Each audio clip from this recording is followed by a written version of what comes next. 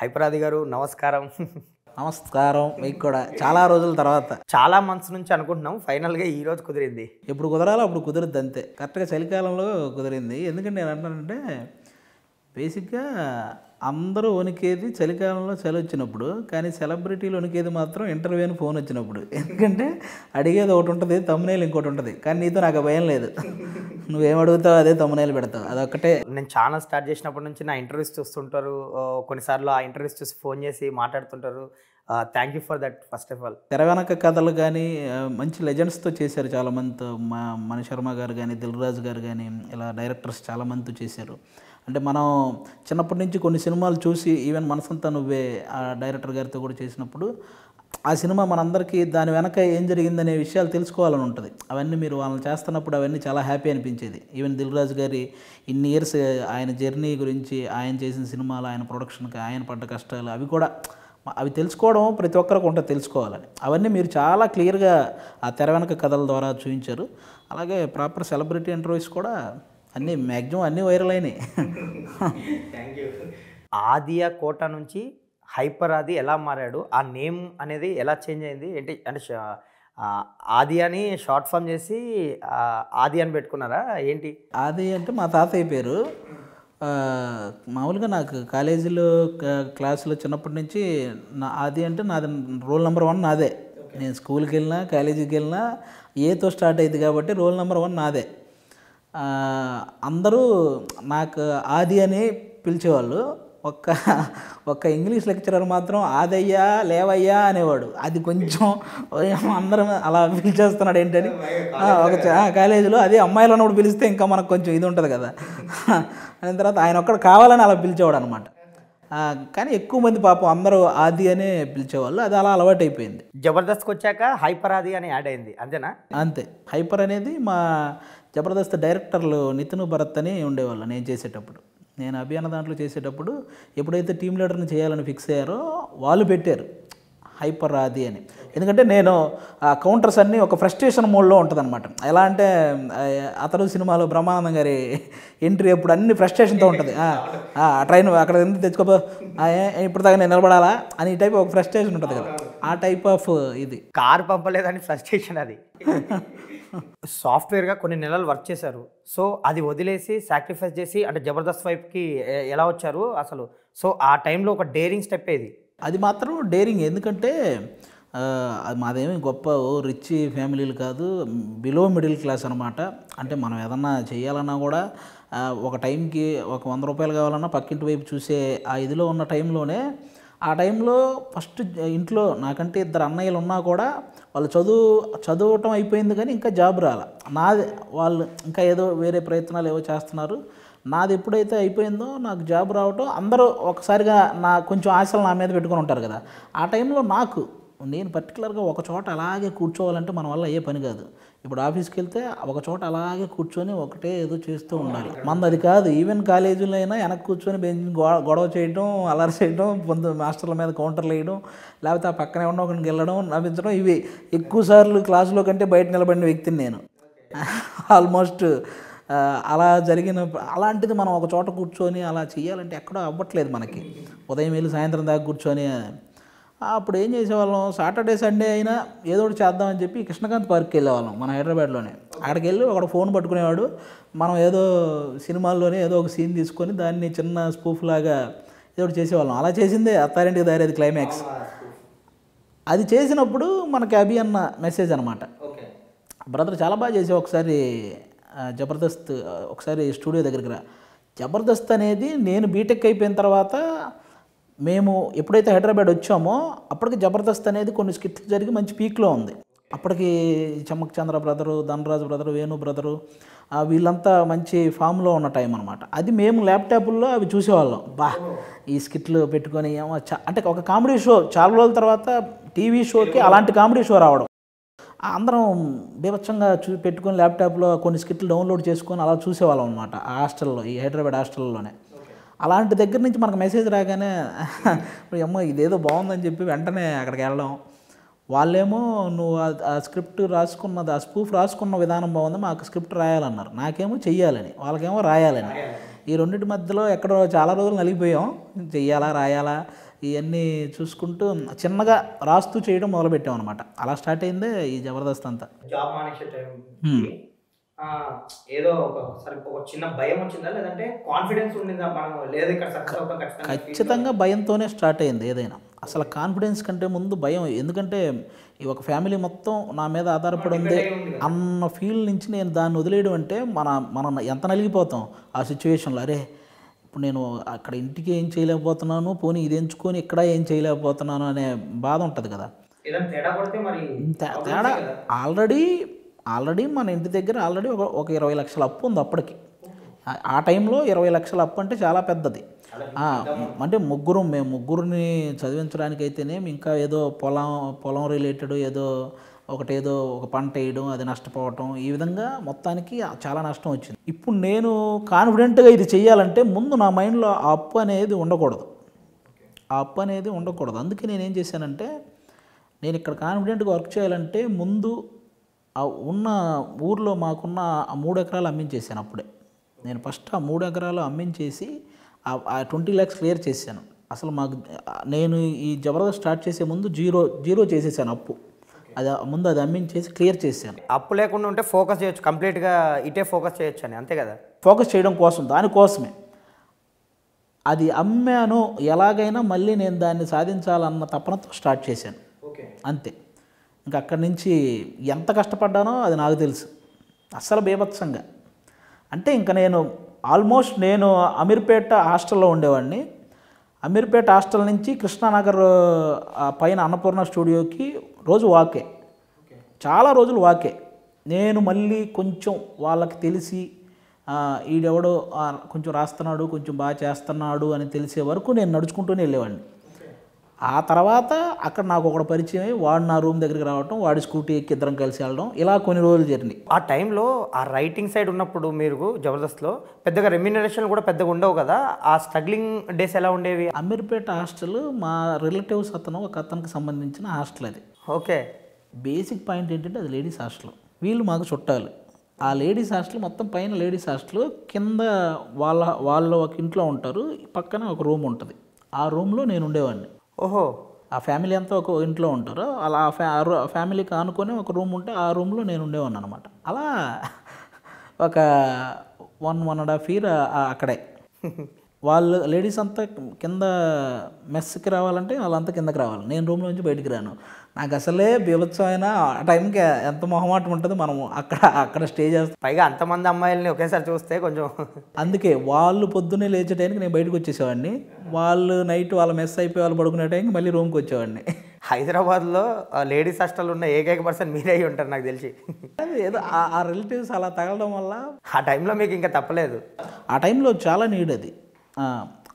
కానీ వాళ్ళకి ఎంతో కొంత పే చేస్తూ ఉండేవాడిని. మనం ఊరికే ఉండాలన్నా మన మనసు ఒప్పుకోదు. ఆ టైంకి ఎంతో కొంత పే చేస్తూ కొన్ని రోజులు అలవాటు అయిన తర్వాత స్కిట్కి ఎంతో కొంత ఇచ్చేవాళ్ళు మనకి. చిన్న అమౌంట్ స్టార్ట్ అయింది అలా. సో అక్కడ నుంచి ఇంకా మళ్ళీ ఈ పంజాగుట్ట రూమ్కి షిఫ్ట్ అయ్యారు. అక్కడ నుంచి 1.5 year తర్వాత పంజాగుట్ట ఒక రూమ్కి షిఫ్ట్ అయ్యాను. ఆ రూమ్కి షిఫ్ట్ అయ్యాక మొత్తం ఇక అసలు ఆగలేదు. ఏంటి ఆ రూమ్ ఏదో మీకు సెంటిమెంట్ అంట కొంచెం, అంటే లైక్ త్రివిక్రమ్ గారికి సునీల్ గారికి ఒక సెంటిమెంట్ ఉంటుంది పంజాగుట్ట రూమ్ ఇప్పటికీ. యాదృచ్ఛికంగా అలా కలిసి వచ్చిందేమో నాకు తెలియదు. పంజాగుట్టలోనే నాకు ఒక రూమ్ బాగా కలిసి వచ్చింది. ఇప్పటికీ ఆ రూమ్లోనే ఉంటున్నారు ఇంత సక్సెస్ వచ్చాక కూడా? స్టిల్ ఆ రూమే ఉంటాను. ఎంతమంది ఉంటారు ఆ రూమ్లో? నా ఫ్రెండ్స్ ఇంకొక 2 ఉంటారు. రైటర్గా జబర్దస్త్లో స్టార్ట్ అయిపోయారు. సో ఫస్ట్ స్కిట్ అనేది చాలా ఇంపార్టెంట్ అంటే మీకు కూడా మీ జర్నీలో. సో ఆ స్కిట్ అవకాశం ఎలా వచ్చింది ఫస్ట్ స్కిట్ అంటే మనం కంటిన్యూగా తిరుగుతూనే ఉండాలి. ఎవ్వరూ అసలు నువ్వు రాస్తాం అనుకున్నాం బ్రదరు, చేయడానికైతే ఇక్కడ చాలామంది ఉన్నారు అన్న సెన్స్ వాళ్ళది. నేను నిజంగానే అన్నపూర్ణ స్టూడియోలో నేను లోపలికి ఎంటర్ అయ్యే టైంకి కొన్ని 100 మంది. జబర్దస్త్ అంటే ఆ క్రేజ్ ఆ డిమాండ్ ఉండేది ఆ టైంలో. అవును, అప్పుడు ఆ డిమాండ్ ఉండేది. చాలా కొన్ని 100 మంది అక్కడ గేట్ బయట వెయిటింగు, గేట్ లోపలికి ఆల్రెడీ పర్మిషన్తో వెళ్ళిన వాళ్ళు వెయిటింగు. ఒకసారి స్టేజ్ ఎక్కిస్తే చాలనే బ్యాచ్ చాలామంది ఉన్నారు. వీళ్ళందరి మధ్యలో నుంచి మనం వెళ్ళి ఇరుక్కోవాలంటే అప్పటికి 12 మంది టీం లీడర్లు, అప్పటికి 6 టీం లీడర్లు, వాళ్ళ కింద కంటెస్టెంట్లు అందరూ ఫేమస్. ఒక్కొక్క టీంలో 7-8 మంది ఆల్రెడీ ఉన్నారు అక్కడే. వాళ్ళని దాటుకొని మనం ఆ మధ్యలో ప్లేస్ రావాలంటే చాలా కష్టం. ఇంకా దానికి ఒకటే ఒక మార్గం, మనం ఏదో ఒకటి రాయడం. రాస్తేనే మనం వాళ్ళకి దగ్గర అవ్వగలం. ఓన్లీ చేయడం అంటే అవ్వదు, ఎందుకంటే కాంపిటీషన్ ఎక్కువ, రాసేవాళ్ళు చాలామంది తక్కువ. అప్పుడు నేను నేను వాళ్ళు ఏదైనా చేస్తున్నప్పుడు 2 డైలాగులు అనడం, అవి వాళ్ళకి నచ్చడం, ఆ తర్వాత అవి 4 డైలాగులు అవ్వడం, ఆ తర్వాత నేనే మొత్తం స్కిట్ రాయడం. ఇలా మీ స్కిట్లో మీకు కూడా క్యారెక్టర్ రాసుకునేవారు? ఇంకా నా టైం వచ్చినప్పుడు ఇంకా మనం కంప్లీట్గా. మీకు జబర్దస్త్లో హ్యాపీయెస్ట్ మూమెంట్ ఏంటి? ఫస్ట్ సాడెస్ట్ మూమెంటే. ఫస్ట్ ఏం జరిగిందంటే, ఫస్ట్ టైం స్టేజ్ ఎక్కించారు. అది ఏంటంటే భీమవరం బుల్లోడు సినిమా సునీల్ గారిది. ఆ సినిమాకి ఆయన ప్రమోషన్కి వచ్చాడు. నా ఫస్ట్ స్కిట్, నేను స్టేజ్ ఎక్కి ఆయన రిక్షాలో ఉంటాడు, ఆయన తోసుకుంటూ దిగి వెళ్ళిపోవాలి. ఇదే నా ఫస్ట్ స్కిట్. ఆయన రిక్షాలో ఉంటాడు. అప్పుడు అభి అన్న టీం లీడర్గా చేస్తున్నాడు, నన్ను ఎక్కించాడు. ఆయన ఇలా లాక్కుంటూ వచ్చి నేను దిగి వెళ్ళిపోవాలి. మళ్ళీ నా హ్యాపీయెస్ట్ మూమెంట్ కూడా సునీల్ అన్నతోనే. ఎందుకు నేను అది సాడెస్ట్ మూమెంట్ అన్నానంటే, నేను అలా ఆ ఫోటో నేను ఏదైతే అప్పుడు ఒక గెటప్ వేసుకొని రిక్షా లాగానే ఆ ఫోటో నేను ఫేస్బుక్లో పెట్టాను, చూడండి ఈరోజు జబర్దస్త్లో రాబోతున్నానని. మొత్తం అందరూ మెసేజ్లు, ఎక్కడ నా కాలేజీ వాళ్ళు, లేకపోతే నా క్లాస్మేట్స్, నా చిన్నప్పుడు అందరూ కూడా మెసేజ్లు, జబర్దస్తా ఎలా రా, ఎప్పుడు రా, ఏంట్రా. మీరు చెప్పాక ఇంకా అందరు వెయిట్ చేస్తున్నారు. తీరా స్కిట్ చూస్తే అది స్టాప్ చేసి చూస్తే తప్ప నేనని తెలియదు, అంత ఫాస్ట్లో వెళ్ళిపోద్ది. అది ఆపేసి నేను చేశాను కాబట్టి నేను చూసుకుంటే కానీ తెలియదు. అది టీవీలోనేమో ఆఫ్ చేయలేని పరిస్థితి, స్టక్ చేసి చూడలేం కదా, టీవీలో ఆఫ్ చేయలే వెళ్ళిపోద్ది. ఏదిరా నువ్వు ఉన్నావు మాకు ఎక్కడా కనపడలేదని, అబ్బా పరువు పోయిన ఫీలింగ్. అనవసరంగా పెట్టాను ఈ పిక్, మనం ఏదన్నా మాట్లాడి పెట్టవచ్చు కదా, అసలు ఎలా వెళ్ళిపోయిందో కూడా తెలియదు. నాకు మళ్ళీ హ్యాపీయెస్ట్ మూమెంట్ సునీల్ గారితో అని ఎందుకన్నానంటే, నేను మళ్ళీ అదే జబర్దస్త్లో టీం లీడర్నై సునీల్ గారు నా స్కిట్లో గెస్ట్గా వచ్చారు. ఓహో, నా స్కిట్లో గెస్ట్గా వచ్చి ఆయనతో నాకు 1-to-1 కౌంటర్స్ ఉంటాయి. ఒక చిన్న కిక్కే కదా అది, మామూలు కిక్ కాదు. ఆ తర్వాత టీం లీడర్ అయ్యి ఆయన ముందు పర్ఫామ్ చేసి, ఆయనతో పర్ఫామ్ చేసి, తర్వాత కాన్వర్జేషన్ అదంతా. అది ఆ రోజు నేను మళ్ళీ ఆ విషయం షేర్ చేసుకున్నాను. ఓహో, అది ఇది పెట్టి షేర్ చేసుకున్నారు. జబర్దస్త్లో రైటర్గా ఎంట్రీ ఇచ్చారు, తర్వాత స్కిట్స్ చేశారు యాక్టర్గా, సో టీం లీడర్ అయ్యారు, ఒక మంచి హైస్ చూశారు, మీ పంచులు మీ ప్రాసలకి ఒక సపరేట్ ఫ్యాన్ బేస్ కూడా క్రియేట్ చేసుకున్నారు. ఆ ఫ్యాన్ అంటే నా దృష్టిలో ఫ్యాన్స్ అంటే హీరోలు, పెద్ద పెద్ద హీరోలకు ఉంటారు కదా, కళ్యాణ్ గారికి, ప్రభాస్ గారికి, ఎన్టీఆర్ గారికి, ఇలాంటి వాళ్ళకు ఉండే వాళ్ళని ఫ్యాన్స్ అంటాను. ఎందుకంటే మధ్యలో ఒక 10-12 సినిమాలు ఫ్లాప్ అయినా కానీ వాళ్ళు వెయిట్ చేసి మళ్ళీ ఆయన కోసం వచ్చి హిట్ ఇచ్చినప్పుడు అయినా ఒక్కరు కూడా పక్కకి వెళ్లకుండా అలాగే ఉంటారు చూసావా, వాళ్ళని ఫ్యాన్స్ అంటారు. మాలాంటి టీవీ ఆర్టిస్టులకి మాకు ఉండేది ఏంటంటే, ఆ టైంకి ఆ స్కిట్ నచ్చి మమ్మల్ని ఇష్టపడ్డం, అది ఫ్యాన్స్ అనగానే ఇష్టపడే వాళ్ళు అంతే, మమ్మల్ని ఇష్టపడే వాళ్ళు ఉంటారు. ఆ టైంకి అరే భలే చేశాడ్రా అని ఆ ఇష్టం తప్ప మాకు ఫ్యాన్స్ ఉంటారని నేనైతే అనుకోను. మీకు బాగా అప్రిషియేషన్ తెచ్చిన స్కిట్ ఏది, లైక్ ఇండస్ట్రీ నుంచి కానీ కమెడియన్స్ నుంచి కానీ చెప్పడం కానీ? అది ఈవెన్ నాకు ఒక ట్రైన్ ఒక రైల్వే స్టేషన్ టైప్ స్కిట్ ఉంటుంది. నేను నా వైఫ్ ఒక వేరే ఊరికి వెళ్ళాలని చెప్పి ట్రైన్ ఎక్కుతుంటే అక్కడ దాంట్లో జరిగే ఒక సిచ్యువేషన్స్ అనమాట. అది బీభత్సంగా నాగబాబు గారు చైర్లో ఆల్మోస్ట్ పడిపోయేంత ఎంజాయ్ చేసి అస్సలు మామూలు నాన్ స్టాప్గా నవ్వించే, అది కొంచెం జరుగుతున్నప్పుడే కొంచెం గ్యాప్ ఇవ్వయ్యా అని అంతే, అలాంటి స్కిట్ అనమాట. ఈవెన్ బ్రహ్మానందం గారు కూడా ఆయన ఇంటికి పిలిచి నా ముందే నన్ను పక్కన కూర్చోబెట్టుకొని ఆ స్కిట్ చూసి ఆయన కూడా అప్రిషియేట్ చేశాడు. అలాంటి స్కిట్ అదొకటి. ఇంకొక స్కిట్లో ఒక డైలాగ్ వేస్తాను, ఈ మందు వాటర్ కలిపేటప్పుడు ప్రతి ఒక్కడు ఒక సైంటిస్ట్లా బిహేవ్ చేస్తుంటాడు. అది మన మైత్రి మూవీస్ రవి గారు నాతో చెప్పారనమాట. ఓకే, ఈ డైలాగ్ మా ఫ్రెండ్స్ మేము అందరం పెట్టుకొని ఎంత ఎంజాయ్ చేస్తామో తెలుసా, అది ఈ డైలాగ్ ఎలా వేసావో తెలియదు కానీ నువ్వు అసలు మామూలుగా ఎంజాయ్ చేయలేదు మేము అని అప్పట్లోనే ఈ సవ్యసాచి సినిమా అప్పుడు ఆయన్ని కలవడం జరిగిందనమాట రవి గారిని. అప్పుడు ఆయన చెప్పాడు అనమాట. అలా ఆల్మోస్ట్ ఇండస్ట్రీలో అందరూ ఆ టైంలో జబర్దస్త్ స్కిట్లు, ఆ ప్రోమోలు బాగా ఫాలో అయ్యేవాళ్ళు, అందరూ చూసేవాళ్ళు. అలా అప్రిషియేషన్ వచ్చిన స్కిట్లు చాలా ఉన్నాయి. జబర్దస్త్లోకి వచ్చాక రైటర్గా స్టార్ట్ అయ్యి అండ్ స్కిట్స్ చేశారు, ఒక హైస్ చూశారు, అంటే ఒక పొజిషన్ చూశారు, టీమ్ లీడర్గా కూడా చూశారు. అండ్ ఇండస్ట్రీ వైపుకి ఫస్ట్ ఆపర్చునిటీ ఏది, ఫస్ట్ సినిమా ఏది మీది? నాకు తెలిసి అల్ల నరేష్ గారితో మేడ మీద అబ్బాయి మీ ఫస్ట్ సినిమా అనుకుంటున్నాను నేను. మేడ మీద అబ్బాయి కంటే ముందు రారండోయ్ వేడుక చూద్దాం, ఆ సినిమా సేమ్ ఇట్లాగే. ఆ సినిమాలో నేను మహేష్ మేమిద్దరం చేసాం అనమాట. చాలా చిన్న రోల్, అది చిన్న రోలే, జస్ట్ ఏదో సప్తగిరి అన్నకి నాకు మధ్య ఒక చిన్న డైలాగ్ కన్వర్జేషన్ ఉంటుంది. ఆ ఇంట్లో అది చాలా పెద్ద ఫ్యామిలీ సెటప్ అదంతా, అందులో మేము కూడా ఒక పార్ట్. అలా అది స్టార్ట్ అయింది ఫస్ట్. ఆ తర్వాత మేడ మీద అబ్బాయికి ఆ ప్రొడ్యూసర్ గారు ఆయన అంతకుముందు 'కెవ్వుకేక' ఏదో సినిమా తీశారు అల్లరి నరేష్ గారితో. ఆయన ఆయన ప్రొడ్యూసర్ గారు వాళ్ళ వైఫ్ గారు ఎవరో చెప్పారంట, ఆదిని పెట్టండి కంపల్సరీగా, నేను ఆది స్కిట్లు చూస్తాను, ఈ సినిమాలో ఆదిని పెట్టండి ఆ రోల్కి అని చెప్పి. ఎందుకంటే అది మలయాళంలో బాగా మంచి హిట్ సినిమా, అందులో కమెడియన్ రోల్ చాలా బాగుంటుంది. ఆ రీమేక్ సినిమా అనమాట. దీనికి ఆదిని పెట్టండి అంటే ఆయన పర్టికులర్గా సెలెక్ట్ చేసి నరేష్ గారి సపోర్ట్తో ఆ మేడ మీద అబ్బాయి చేయడం జరిగింది. ఆ సినిమా రిజల్ట్ ఎలా ఉన్నా ఆ క్యారెక్టర్ నాకు చాలా చాలా బూస్ట్ ఇచ్చింది. ఎందుకంటే నాకు ఆ సినిమా వల్లే తొలి ప్రేమ సినిమా వచ్చింది. ఓహో! ఈవెన్ వెంకీ అట్లూరి గారు థియేటర్కి వెళ్ళి మేడ మీద అబ్బాయి సినిమా చూసిన తర్వాతే నన్ను తొలి ప్రేమకి సెలెక్ట్ చేశారు. సో మీకు రికమెండేషన్లు కూడా ఉండేవి వాళ్ళ ఫ్యామిలీ నుంచి అయితే. అంటే ఫ్యామిలీస్ జబర్దస్త్ అంతగా అంటే ఎడిక్షన్ అనమాట. ఆ టైంలో జబర్దస్త్ అంటే ఆల్మోస్ట్ మీరు ఈవెన్ ఎందుకు మీరు చూస్తే ఒక్కొక్క స్కిట్కి మిలియన్స్లో వ్యూస్ అంటే ఎంత ఎడిక్ట్ అయి ఉంటారు ఆ టైంలో మీరు చూడొచ్చు. తొలి ప్రేమ మీకు మంచి ఆపర్చునిటీ వెంకీ అట్లూరి గారి డైరెక్షన్లో. సో ఆ సినిమాకి నాకు తెలిసి వరుణ్ తేజ్ గారు రికమెండ్ చేశారని విన్నాను నేను మీ రోల్ని. ఈవెన్ వరుణ్ తేజ్ గారు జబర్దస్త్ ఈవెన్ నాగబాబు గారు చేస్తున్నారంటే ఆయన కూడా ప్రోమోలు ఫాలో అవుతారు కదా. ఓకే. ఆ ప్రోమోలు చూసినప్పుడు నా టైమింగ్ బాగా నచ్చేది వరుణ్ తేజ్ గారికి. మనకి ఈ రాజుగారి క్యారెక్టర్కి తొలి ప్రేమలో ఆది సెట్ అవుతాడేమో చూడండి, మన టైమింగ్ బాగుంటుందని వెంకీ అట్లూరి గారికి చెప్పారు. అప్పటికి వెంకీ అట్లూరి గారికి జబర్దస్త్ గురించి తెలియదు.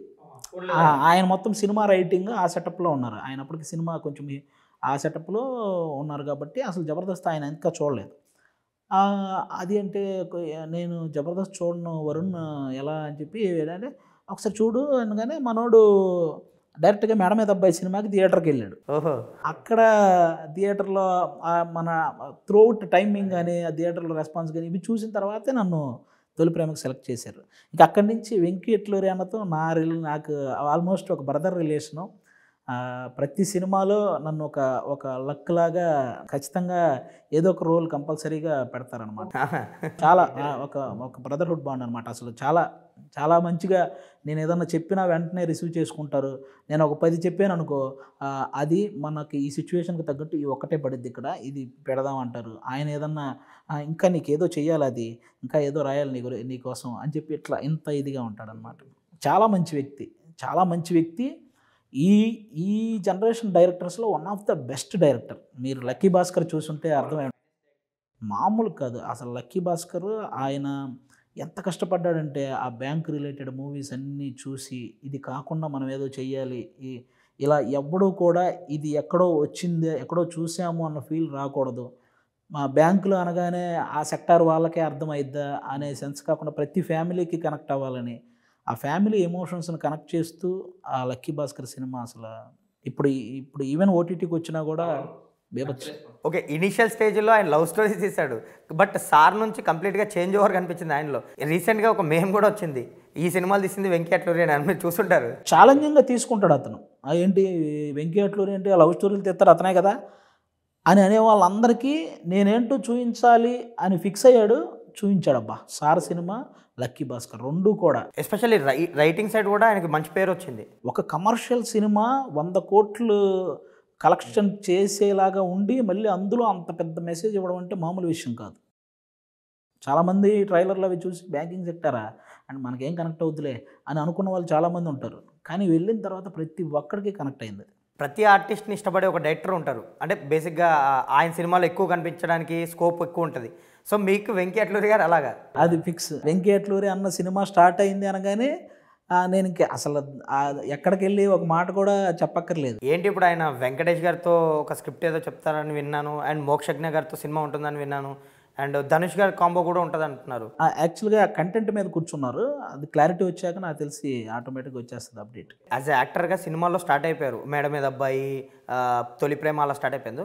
అంటే ఆ టైంలో ఇనీషియల్స్ టైంలో మీకు రైటింగ్ సైడ్ ఎలా ఉండేది? అంటే మీ క్యారెక్టర్స్ని మీరు డెవలప్ చేసుకోవడం గట్టా అవన్నీ ఉండేది కదా, సో దాన్ని యాక్సెప్ట్ చేసేవారా డైరెక్టర్స్ కానీ, అది మీ రైటింగ్ స్కిల్స్ని అన్నిటికీ కూడా జబర్దస్తే మాకు చాలా ఉపయోగపడింది. ఎందుకంటే జబర్దస్త్లో ఆల్మోస్ట్ ఒక టీంని అందరినీ ట్రైన్ చేయాలంటే వాళ్ళు ఒక డైరెక్టర్ ఒక రైటర్ కంపల్సరీగా ఉంటాడు ప్రతి టీం లీడర్లో.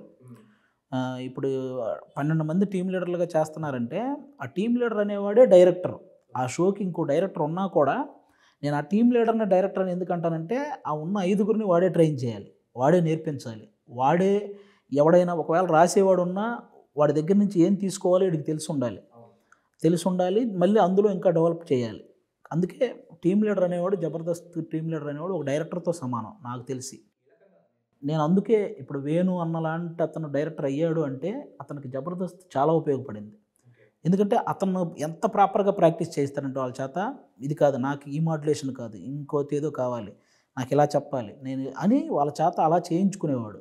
మీరు ఒకసారి వేణన్న స్కిట్లు పాతవి చూస్తే వాళ్ళందరూ చిన్న చిన్న గెటప్ సీన్ అన్న కానీ వీళ్ళందరూ ఆ గెటప్స్ వేయడం, సుధీర్ అన్నకి ఒక టైమింగ్ తీసుకురావడం, ఇవన్నీ కూడా వేణన్న ట్రైనింగ్ కాబట్టి అలా చేయించుకునేవాడు.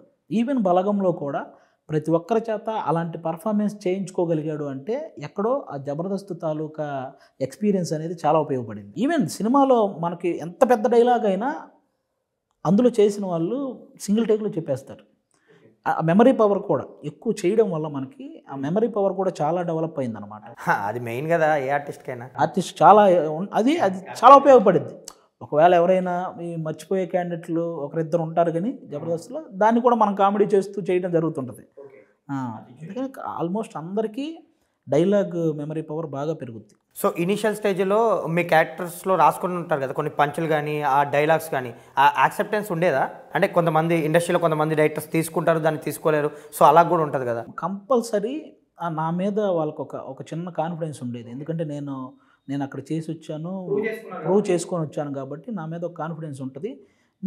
నేను ఏంటంటే మ్యాక్సిమం ఒక సీన్ పేపర్ నా దగ్గరికి రాగానే నాకు జనరల్గా మనకు ఆ లోపల ఉన్న ఇది వల్ల ఇక్కడ ఏదైనా పడిద్దా, ఇక్కడ ఏదైనా పడిద్ది, ఈ థింకింగ్ ఎక్కువ ఉంటుంది అని నేను ఒక 5-6 అనుకొని అది వాళ్ళకి నచ్చేది బేసిక్గా. ఎందుకంటే వాళ్ళు బేసిక్ చాలామంది ఇచ్చింది చేసి వెళ్తుంటారు కదా, ఈడెవడో తపన పడుతున్నాడు అనే ఫీలింగ్ కంపల్సరీ వాళ్ళకి నచ్చుద్ది. అది తీసుకుంటారా తీసుకోరా అన్నది పక్కన పెడితే వీడు దాని గురించి థింక్ చేస్తున్నాడు, ఇక్కడ ఇంకా ఏదో చెయ్యొచ్చు అని ఆలోచిస్తున్నాడు అనే విషయం వాళ్ళకి నచ్చేది. బయటపడి అందులో నుంచి కనీసం ఒకటైనా తీసుకునేవాళ్ళు.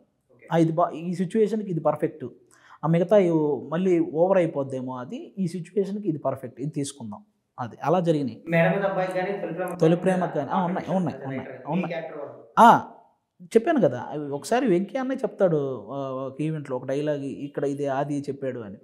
అట్లా అన్న అసలు చాలా కంఫర్ట్. మీరు రైటర్ ప్లస్ యాక్టరు అంటే ఒక టైంలో ఒక లెజెండరీ కమెడియన్స్ ఉండేవారు, లైక్ వేణుమాధవ్ గారు, ఎంఎస్ నారాయణ గారు, ఏవిఎస్ గారు, ఎల్బి శ్రీరామ్ గారు, వీళ్ళందరూ ఈవీ గారి దగ్గర ఆల్మోస్ట్ ఏవిఎస్ గారు, మన ఎల్బి శ్రీరామ్ గారు, తనికెళ్ళ భరణి గారు, వీళ్ళందరూ కూడా రైటర్ కమ్ ఆర్టిస్టులు. ఎందుకంటే ఈవి సత్యనారాయణ గారు అసలు లెజెండరీ డైరెక్టర్. ఆయన సినిమాలు మాకందరికి ఎంత ఇన్స్పిరేషన్ అంటే కామెడీ పరంగా ఏ సినిమాలో అయినా ఒక పర్ఫెక్ట్ ట్రాక్ తీసుకున్నారంటే దాని ఎంట్రీ ఎగ్జిట్ పర్ఫెక్ట్గా ఉంటుంది ఆయన సినిమాల్లో. ఆ ట్రాక్కి, ఆ కామెడీ ట్రాక్కి ఎంత హిలేరియస్గా ఉంటుందంటే కమెడియన్స్ అందరికీ కూడా ఎప్పటికీ, అప్పట్లో జంధ్యాల గారు ఎలాగో ఆ తర్వాత ఈవి సత్యనారాయణ గారు. ఎందుకంటే ఒక 10 మందిని ఆయన ఇలా కూర్చోబెట్టుకొని అందరూ రాస్తారు కదా, అందులో నుంచి పర్ఫెక్ట్గా ఏం కావాలో ఆయన సెలెక్ట్ చేసుకొని తీసుకునేవాళ్ళు. బెస్ట్ వర్షన్ తీసుకునేవారు. అన్ని వర్షన్స్లో నుంచి ఒక బెస్ట్ వర్షన్ తయారు చేసేవాళ్ళు. అబ్బా అది ఎంత బాగుండేదంటే కొంచెం ఆయన ఎప్పుడైతే ఆయన కాలం చెందిన తర్వాత ఎలా కాదనుకున్నా కొంచెం ఆ కామెడీ ట్రాక్లు లైట్గా తగ్గాయి. ఆ తర్వాత కమర్షియల్ ఇదిగా పెరుగుతూ వస్తున్నాయి.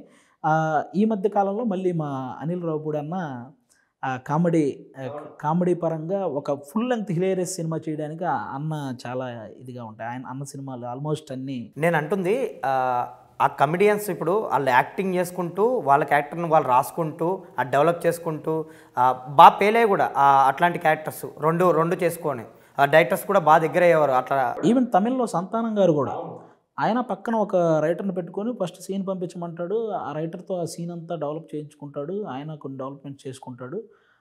అందుకే సంతానం కూడా ఒక టైంలో మొత్తం ఏలేడు కదా తమిళ ఇండస్ట్రీ, ఏ హీరోతో చేసినా. బికాజ్ వివేక్ గారు కూడా కరెంట్ అఫైర్స్ రిలేటెడ్ ఉంటాయి ఆయన కౌంటర్స్ అన్నీ. ఒక రకంగా కరెంట్ అంటే ప్రజెంట్ బయట జరుగుతున్న సిచ్యువేషన్స్ రిలేటెడ్ తాలూకా నుంచి తీసుకొచ్చి కౌంటర్ వేస్తుంటాడు ఆయన. అది కూడా ఈవెన్ వాళ్ళు కూడా ఇన్స్పిరేషన్ మన తెలుగు వాళ్ళతో పాటు. మీకు కూడా ఇప్పుడు అదే ప్లస్ అనుకుంటున్నారా ఇండస్ట్రీలో సక్సెస్ అవ్వడానికి? కంపల్సరీ. ఎందుకంటే ఒక ఆర్టిస్ట్ అయితే మనం వెళ్ళి ప్రతి ఒక్కరిని ఒక ఛాన్స్ అని కంపల్సరీ అడగాల్సి వస్తుంది. కానీ రైటర్ అన్నప్పుడు తెలియకుండా మనల్ని అడిగే వాళ్ళు కూడా ఉంటారు. ఏదన్నా కొంచెం ఇది ఏదైనా రాసి పెట్టండానో, లేకపోతే ఇది ఏదైనా చూసి పెట్టండానో, ఈవెన్ టీవీలో అయినా ఎందులో అయినా సరే రైటర్ అనేది చాలా అడ్వాంటేజ్ అసలు. ఎందుకంటే మనం ఎన్నాళ్ళైనా సర్వైవ్ అవ్వడానికి రైటర్ అనేది చాలా అడ్వాంటేజ్. ఇప్పుడు అందరు డైరెక్టర్లకి ఆ కామెడీ మీద గ్రిప్ ఉండదు. సో మీ క్యారెక్టర్ మీరు డెవలప్ చేసుకోవడం అవన్నీ చేసుకోవడం వల్ల కూడా థియేటర్స్లో మీ క్యారెక్టర్స్ పేలుతాయి కదా, సో మీకే పేరు వస్తుంది. అవును అవును, సినిమా పెద్ద డైరెక్టర్లు అన్నాక ప్రతి ఒక్కరికి ఆ ఎక్స్పీరియన్స్ వల్ల వాళ్ళందరికీ ఆ ఇది ఉంటుంది. వాళ్ళు ఈ క్యారెక్టర్ ఎలా డెవలప్ చేయాలనేది వాళ్ళకి తెలుస్తుంది. ఎవరైతే చిన్న డైరెక్టర్లు కొంతమంది ఇప్పుడే కొత్తగా స్టార్ట్ చేస్తుంటారు కదా, అలాంటి వాళ్ళకి ఖచ్చితంగా మన హెల్ప్ కొంచెం ఎక్కువే ఉంటుంది. వాళ్ళు కంపల్సరీగా వాళ్ళు ఆ ఇన్పుట్స్ తీసుకునే స్టేజ్లో ఉంటారు. మనం వాళ్ళకి చెప్పడానికి ఆ కంఫర్ట్ జోన్ ఉంటుంది.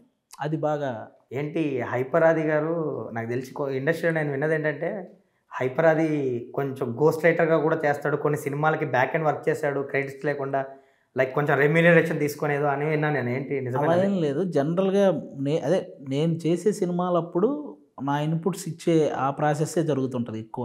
ఓకే. పర్టికులర్గా వెళ్ళి రైటింగ్ చేయాలంటే మనకి టైం సెట్ అవ్వదు. ఈవెన్ టీవీ మూవీ ప్యారలల్గా జరుగుతుండడం వల్ల టైం సెట్ అయితే కంపల్సరీగా అందరితో కూర్చొని నేను ఆ వాతావరణం చాలా అట్మాస్ఫియర్ చాలా బాగుంటుంది. ఆ రైటింగ్ కూర్చొని అందరితో కలిసి అది ఒక ఛాలెంజింగ్లా ఉంటుంది. ఇప్పుడు అవతలోడు ఒక డైలాగ్ అక్కడ చెప్పాడు అనుకో, దానికంటే బెస్ట్ డైలాగ్ చెప్పాలన్న ఆ మైండ్ మనం ఆలోచించడం అనేది చాలా బాగుంటుంది. స్ఫూర్తిగా ఉంటుంది. అది నిజంగా చాలా బాగుంటుంది. అది మీ సర్కిల్లో కొంతమంది మీకు బాగా క్లోజ్ ఉన్న పర్సన్స్ కూడా హెల్ప్ చేయరా సార్? అలా ఏం లేదు. మీరు అన్నట్టు మీ ట్రాక్ కాకుండా ఏదైనా సినిమాకి కానీ డైలాగ్స్ పరంగా, ఎందుకంటే అప్రోచ్ అవుతారు కదా మిమ్మల్ని. కంపల్సరీగా అప్రోచ్ అవుతారు. టైంను బట్టి వెళ్ళి వర్క్ చేయడమే తప్ప మ్యాక్సిమము మాకు టీవీకి తెలుసు కదా నీకు, ఆ టైం ఈ టైం సెట్ అవ్వదు. సో చేస్తారు కొన్ని సినిమాలు చేస్తాం కంపల్సరీ. సో ఆ టైంలో క్రెడిట్స్ ఇవ్వరు కదా, బేసిక్గా మీరు ఎక్స్పెక్ట్ చేయరు, వాళ్ళు ఇవ్వరు కదా. కొంచెం గోస్ట్ రైటర్ అంటే ఇప్పుడు చాలా మంది తెలియకపోవచ్చు కానీ ఇప్పటి నుంచో ఉంది అది. ఓన్లీ రైటర్గా వర్క్ చేసే వాళ్ళకి అలాంటి క్రెడిట్స్ ఇవ్వకపోతే ఆ పెయిన్ అది ఉంటుందేమో, కానీ మనం ఆల్రెడీ ఆర్టిస్ట్గా చేస్తున్నాము, మనం తెలుసు కాబట్టి అంత పెయిన్ ఫీల్ అవ్వం మనం. అది కూడా మీ క్లోజ్ సర్కిల్ ఏదో అడుగుతుంటారు కాబట్టి వాళ్ళ కోసం చేయడం అంతే. మీరేం ఎక్స్పెక్ట్ చేయరు? అసలు ఎక్స్పెక్ట్ చేయం. So okay. అండ్ ఇండస్ట్రీలో నేను విన్నది ఏంటంటే మిమ్మల్ని కొంతమంది హీరోలు కూడా రిఫర్ చేస్తారు డైరెక్టర్లకి అని విన్నా నేను. లైక్ నేను వెంకీ మామ సినిమాకి మీ రోల్కి ఎవరినో అనుకుంటున్నారు, సంథింగ్ బాబీ గారు అనుకుంటే వెంకటేష్ గారే లేదు ఎట్టి పరిస్థితుల్లో ఆదిని పెట్టాలని అన్నారని విన్నా నేను. ఈవెన్ వెంకటేష్ గారు కూడా జబర్దస్త్ బాగా చూస్తారు. ఓకే. నేను ఒకరోజు ఒక ఈవెంట్కి వెళ్తున్నాను, ఈవెంట్కి స్టార్ట్ అవుతుండగా సడన్గా ఒక ఫోన్ వచ్చింది. హైపర్ ఆదినా? అవునండి, ఒకసారి నేను బాబు రమ్మంటున్నారు అన్నారు. నాకు ఇంతకీ ఏమనాలి, ఇంతకీ బాబు ఎవరండి అంటే ఏమంటారు, చేసింది ఎవరు, సురేష్ బాబు గారు. సురేష్ బాబు గారు ఫోన్ చేసి వెంకటేష్ బాబు గారు రమ్మంటున్నారని పిలిచారు. నేను అప్పుడు అక్కడ వెంకటేష్ బాబు గారు నన్ను పిలవడం ఏంటి, అది స్టార్టింగ్ టీమ్ లీడర్ అయిన ఆల్మోస్ట్ ఒక 6-7 మంత్స్కి ఆ టైంలో కాల్ వచ్చింది. నేను ఇంకా వెంటనే రామానాయుడు స్టూడియోస్కి వెళ్తే ఆయన ఆఫీసులో కూర్చొని ఉన్నారు. కరెక్ట్గా F2 సినిమా స్టార్ట్ అవ్వకముందు. F2 సినిమా స్టార్ట్ అవ్వకముందు వెళ్ళాను. కూర్చుంటే ఆయన నా స్కిట్స్ గురించి మాట్లాడేస్తున్నారు. అది ఇక్కడ నువ్వు డైలాగ్ చాలా బాగా చెప్తావు, నీ టైమింగ్ అక్కడ అదిరిపోతుంది అంటే, సార్ టైమింగ్ మీ నుంచే మేము నేర్చుకుంటాం సార్, మీరు నా టైమింగ్ గురించి మాట్లాడవేంటి సార్ అని చెప్పి నేను అంత ఎగ్జైటింగ్గా అంత ఇదిగా ఉన్నాను అనమాట. ఆయనతో ఆయన మనిద్దరం కలిసి వర్క్ చేద్దాం అది అని ఆ రోజే అన్నారు. ఆ తర్వాతే నాకు F2లో వస్తుందేమో అనుకున్నాను. ఆ తర్వాత వెంకీ మామలో వచ్చింది. సో రిఫరెన్స్ అయితే వెంకటేష్ గారు ఇచ్చారు. వెంకటేష్ గారు. సో ఆ క్యారెక్టర్ అంటే ఫస్ట్ డే ఆయనతో షూటింగ్ ఎక్స్పీరియన్స్ కానీ అదేమన్నా ఇంకా అసలు మీరు అన్నట్టు ఆ టైమింగ్ అంటే కామెడీ టైమింగ్ అంటే వెంకటేష్ గారే కదా. అసలు మేమంతా దగ్గరుండి అంటే ఒక్కొక్కసారి మనం ఎలాంటి డైలాగ్ అయినా తడుముకోకుండా చెప్తాం కదా, కానీ వెంకటేష్ గారు ఉంటే ఆయన చూస్తూ అలా ఉండిపోతాం. ఒక్కసారి మన డైలాగ్ చెప్పాల్సిన టైంలో కూడా ఫ్రీజ్ అయిపోతాం. అంటే తెలియకుండా చిరంజీవి గారు, బాలకృష్ణ గారు, వెంకటేష్ గారు, నాగార్జున గారు ఈ తరం ఏంటంటే మనల్ని బాగా ఇన్స్పైర్ చేసిన తరం కదా. అంటే మన చిన్నప్పుడు ఈవెన్ మన ఇంట్లో టీవీ లేకపోయినా పక్కింట్లో ఎక్కడైనా టీవీ ఉన్నా వాళ్ళు తిట్టుకుంటారా అనుకున్నా కూడా వెళ్ళి వాళ్ళ సినిమా ఏదన్నా వస్తుందంటే ఆడ కూర్చొని చూసేవాళ్ళం కదా. వాళ్ళు ఇంక తింటూ కూడా ఇదేంటి ఇంక పోడా అన్నట్టు చూసినా ఆ సినిమా అయిపోయిన దాకా మనం వెళ్ళాం. అలా చూసిన సినిమాలు చాలా ఉన్నాయి వాళ్ళ నలుగురివి. సో వాళ్ళతో పాటు అలాంటి వాళ్ళని మనం దగ్గరగా చూస్తూ ఉంటే ఇంకా మనం ఆగిపోవడంలో తప్పులేదు అనిపించింది. ఓకే. బెస్ట్ మూమెంట్ ఏంటి ఆయనతో మీకు, అంటే పర్సనల్గా కానీ సినిమా సెట్స్ మీద కానీ? ఎందుకంటే మీరు ఆట కదరా శివ ఆ టైం ప్రమోషన్స్ కూడా వెళ్ళారు. అవును. సో ఎక్కువ చాలాసార్లు ఇంటరాక్ట్ అవుతారు ఆయనతోటి, సినిమాలు చేశారు. సో బెస్ట్ మూమెంట్ వెంకటేష్ గారు చాలా చాలా జెన్యున్ పర్సన్. ఆయన ఎప్పుడు కూడా ఈ ఫ్యాన్స్ ఇది ఇలాంటి పొగడ్తలు ఇవేమి ఆయన ఇష్టపడే వ్యక్తి కాదు. చాలా సింపుల్గా చాలా సింపుల్గా ఉంటారు, చాలా సింపుల్గా, చాలా హంబుల్గా ఉంటారు. ఎంత మంచి మనిషి అంటే అసలు కాంట్రవర్సీల జోలికి వెళ్ళరు.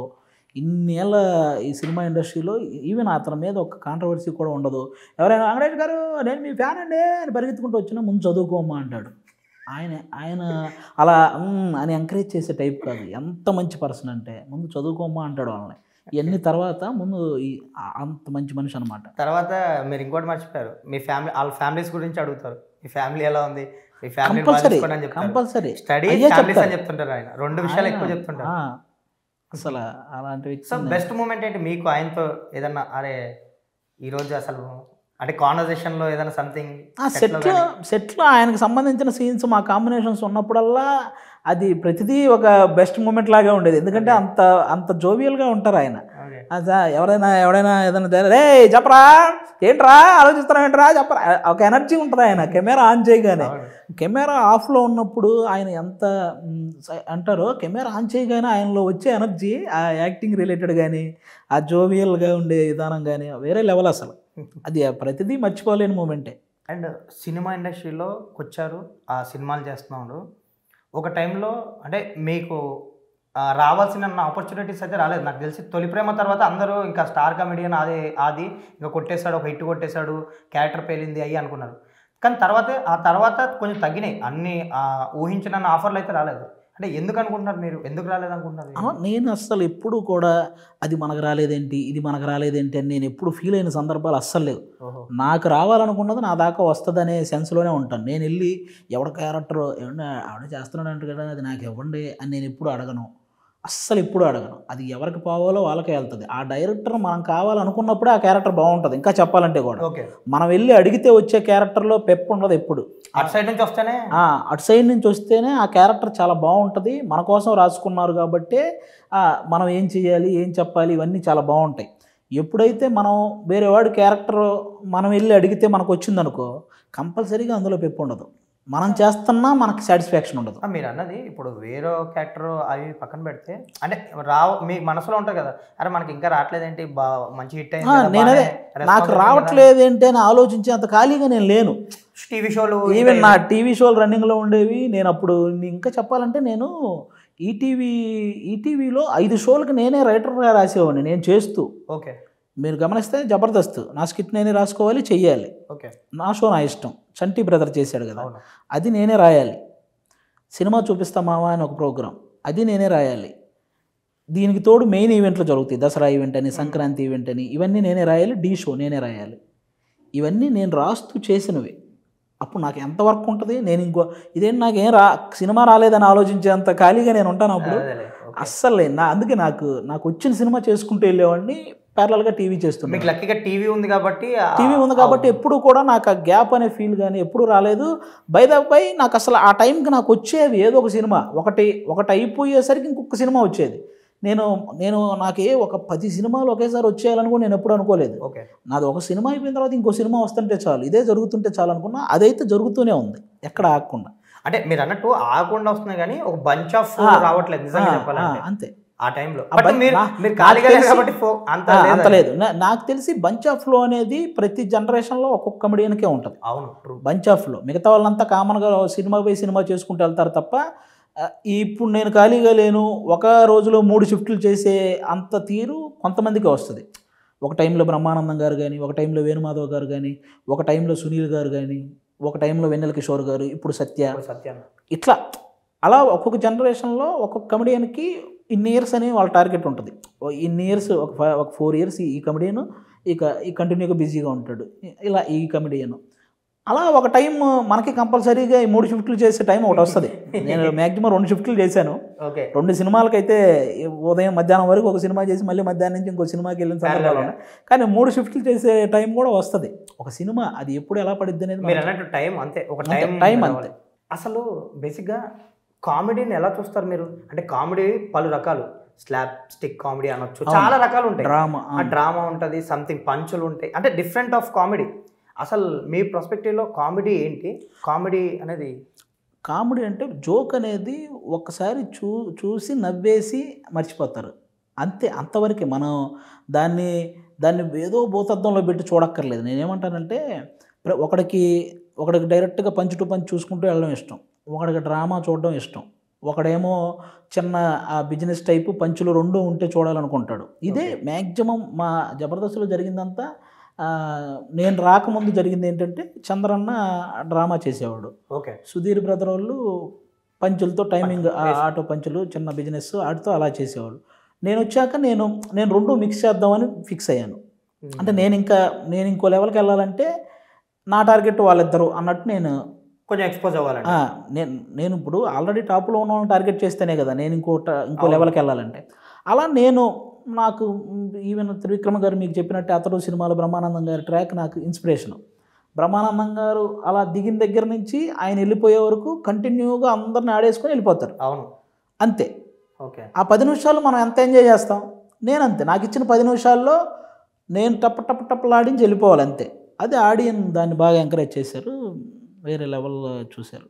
బట్ నేను అబ్జర్వేషన్ ఏంటంటే హైపర్ అది అంటే పంచులు అంటారు. బేసిక్గా మీకు వచ్చిన ఇమేజ్ కూడా పంచులు, ఆ పంచు పేలడం, వర్కౌట్ అవ్వడం. అంటే కొన్ని సంవత్సరాల వరకు అది ఓకే. బట్ మీలో ఉన్న పొటెన్షియల్ బయటికి పోవాలంటే యాజ్ ఎ కమెడియన్గా మీకు ఏదో క్రియేట్ చేయాలి సంథింగ్. ఇలా పంచులు ప్రాసలు అంటే ఇది ఒక టైం ఉంటుంది, ఒక టైం పీరియడ్ ఉంటుంది, ఆ తర్వాత మొనాటనే అయిపోతుంది ఎవరికైనా. హైపరాది అంటే ఇంకా ఆ పంచులే ఉంటాయి కదా కంపల్సరీ. ఇప్పుడు సో దాన్ని ఎలా అప్డేషన్ ఎలా ఉంటుంది మీకు కానీ ఇప్పుడు ఫర్దర్గా ఎలా తీసుకుపోతారు కామెడీ? పంచ్ చేసేవాడు ఇంకా నీకు ఎవడైనా ఒక స్లాంగ్ పెట్టుకున్నాడు అనుకో, ఆ స్లాంగ్ కంపల్సరీగా బోర్ కొట్టేస్తుంది. అదే అన్న, ఎప్పటికైనా మొనాటనే అది హీరోలైనా కమెడియన్లైనా ఎవరైనా సరే ఒక స్లాంగ్ గనక అలవాటు చేశారంటే అది మొనాటనే వస్తుంది.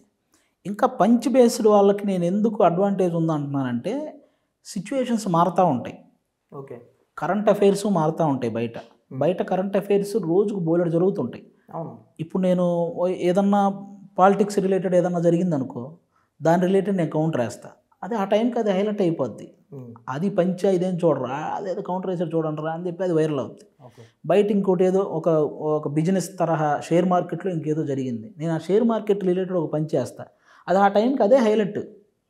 ఓకే, ఆటోమేటిక్గా నా సిచ్యువేషన్ పరంగా నేను పంచ్ మారుతూ వస్తుంది కదా. అదే కాబట్టి మనం కరెంట్ సిచ్యువేషన్స్ను వాడుకోవాలి, కరెంట్ జనరేషన్ ఏ ఫ్లోలో ఉందో తెలుసుకోవాలి, ఆ జనరేషన్కి తగ్గట్టు మన పంచ్ స్టైల్ మార్చుకుంటూ వెళ్ళాలి. అలా చేసుకోవచ్చు.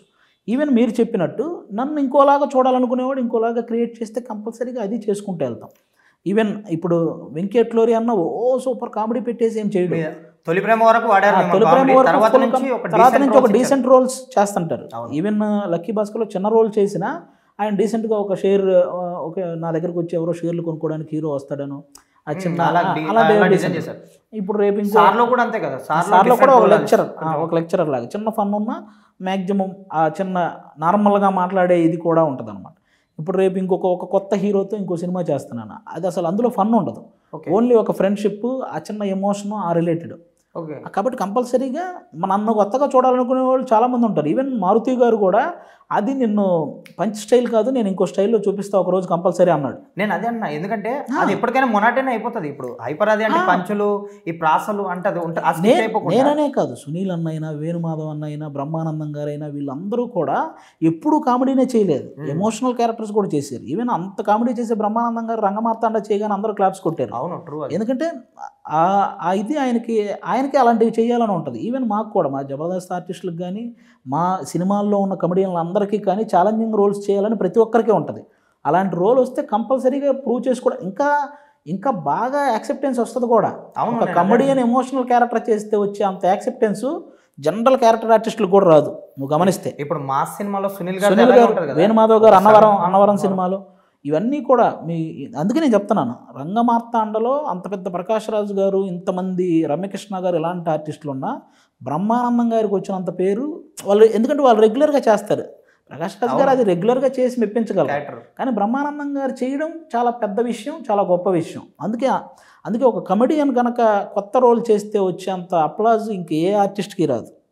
సో మీరు అన్నట్టు ఇప్పుడు ఇండస్ట్రీలో అది నీకు ఒక రోల్ క్రియేట్ చేసాము, నువ్వు జస్ట్ పంచులు వేసుకుంటూ వెళ్ళిపోవాలి, హీరో పక్కన ఉండాలి, ప్రాసలతోటి నీ నీ నీ టైప్ ఆఫ్ క్యారెక్టర్ ఇది, నువ్వు డెవలప్ చేసుకొని దీన్ని సెట్ చేయి అన్నప్పుడు రెగ్యులర్గా అట్లా ఎక్కువ మంది దాని గురించి అప్రోచ్ అవుతారు కదా. ఎప్పుడన్నా మీకు ఎప్పుడు ఏంటి ఇలాగే చూస్తున్నారు, మన నీ కోణంగానే చూస్తున్నారు ఏంటి అనిపిస్తుందా, ఎప్పుడన్నా అనిపించిందా? ఒక కమర్షియల్ సినిమా తాలూకా అలాంటి క్యారెక్టర్ వస్తేనే బాగుంటుందని నేను అనుకుంటా. ఏదన్నా ఒక కమర్షియల్ ఓకే ఏదన్నా కమర్షియల్గా వాళ్ళు సక్సెస్ అవ్వాలి, మనకు ఆ సినిమా జోనర్ తెలిసిపోద్ది కదా, ఓకే ఈ జోనర్కి ఈ క్యారెక్టరే కరెక్ట్ అనే ఫీలింగ్ మనకు ఉంటుంది. ఓకే వాళ్ళ ఎంచుకున్న జోనర్ని బట్టి మన క్యారెక్టర్ ఎవడైనా ఇప్పుడు రంగమార్తాండ సినిమా లాంటిది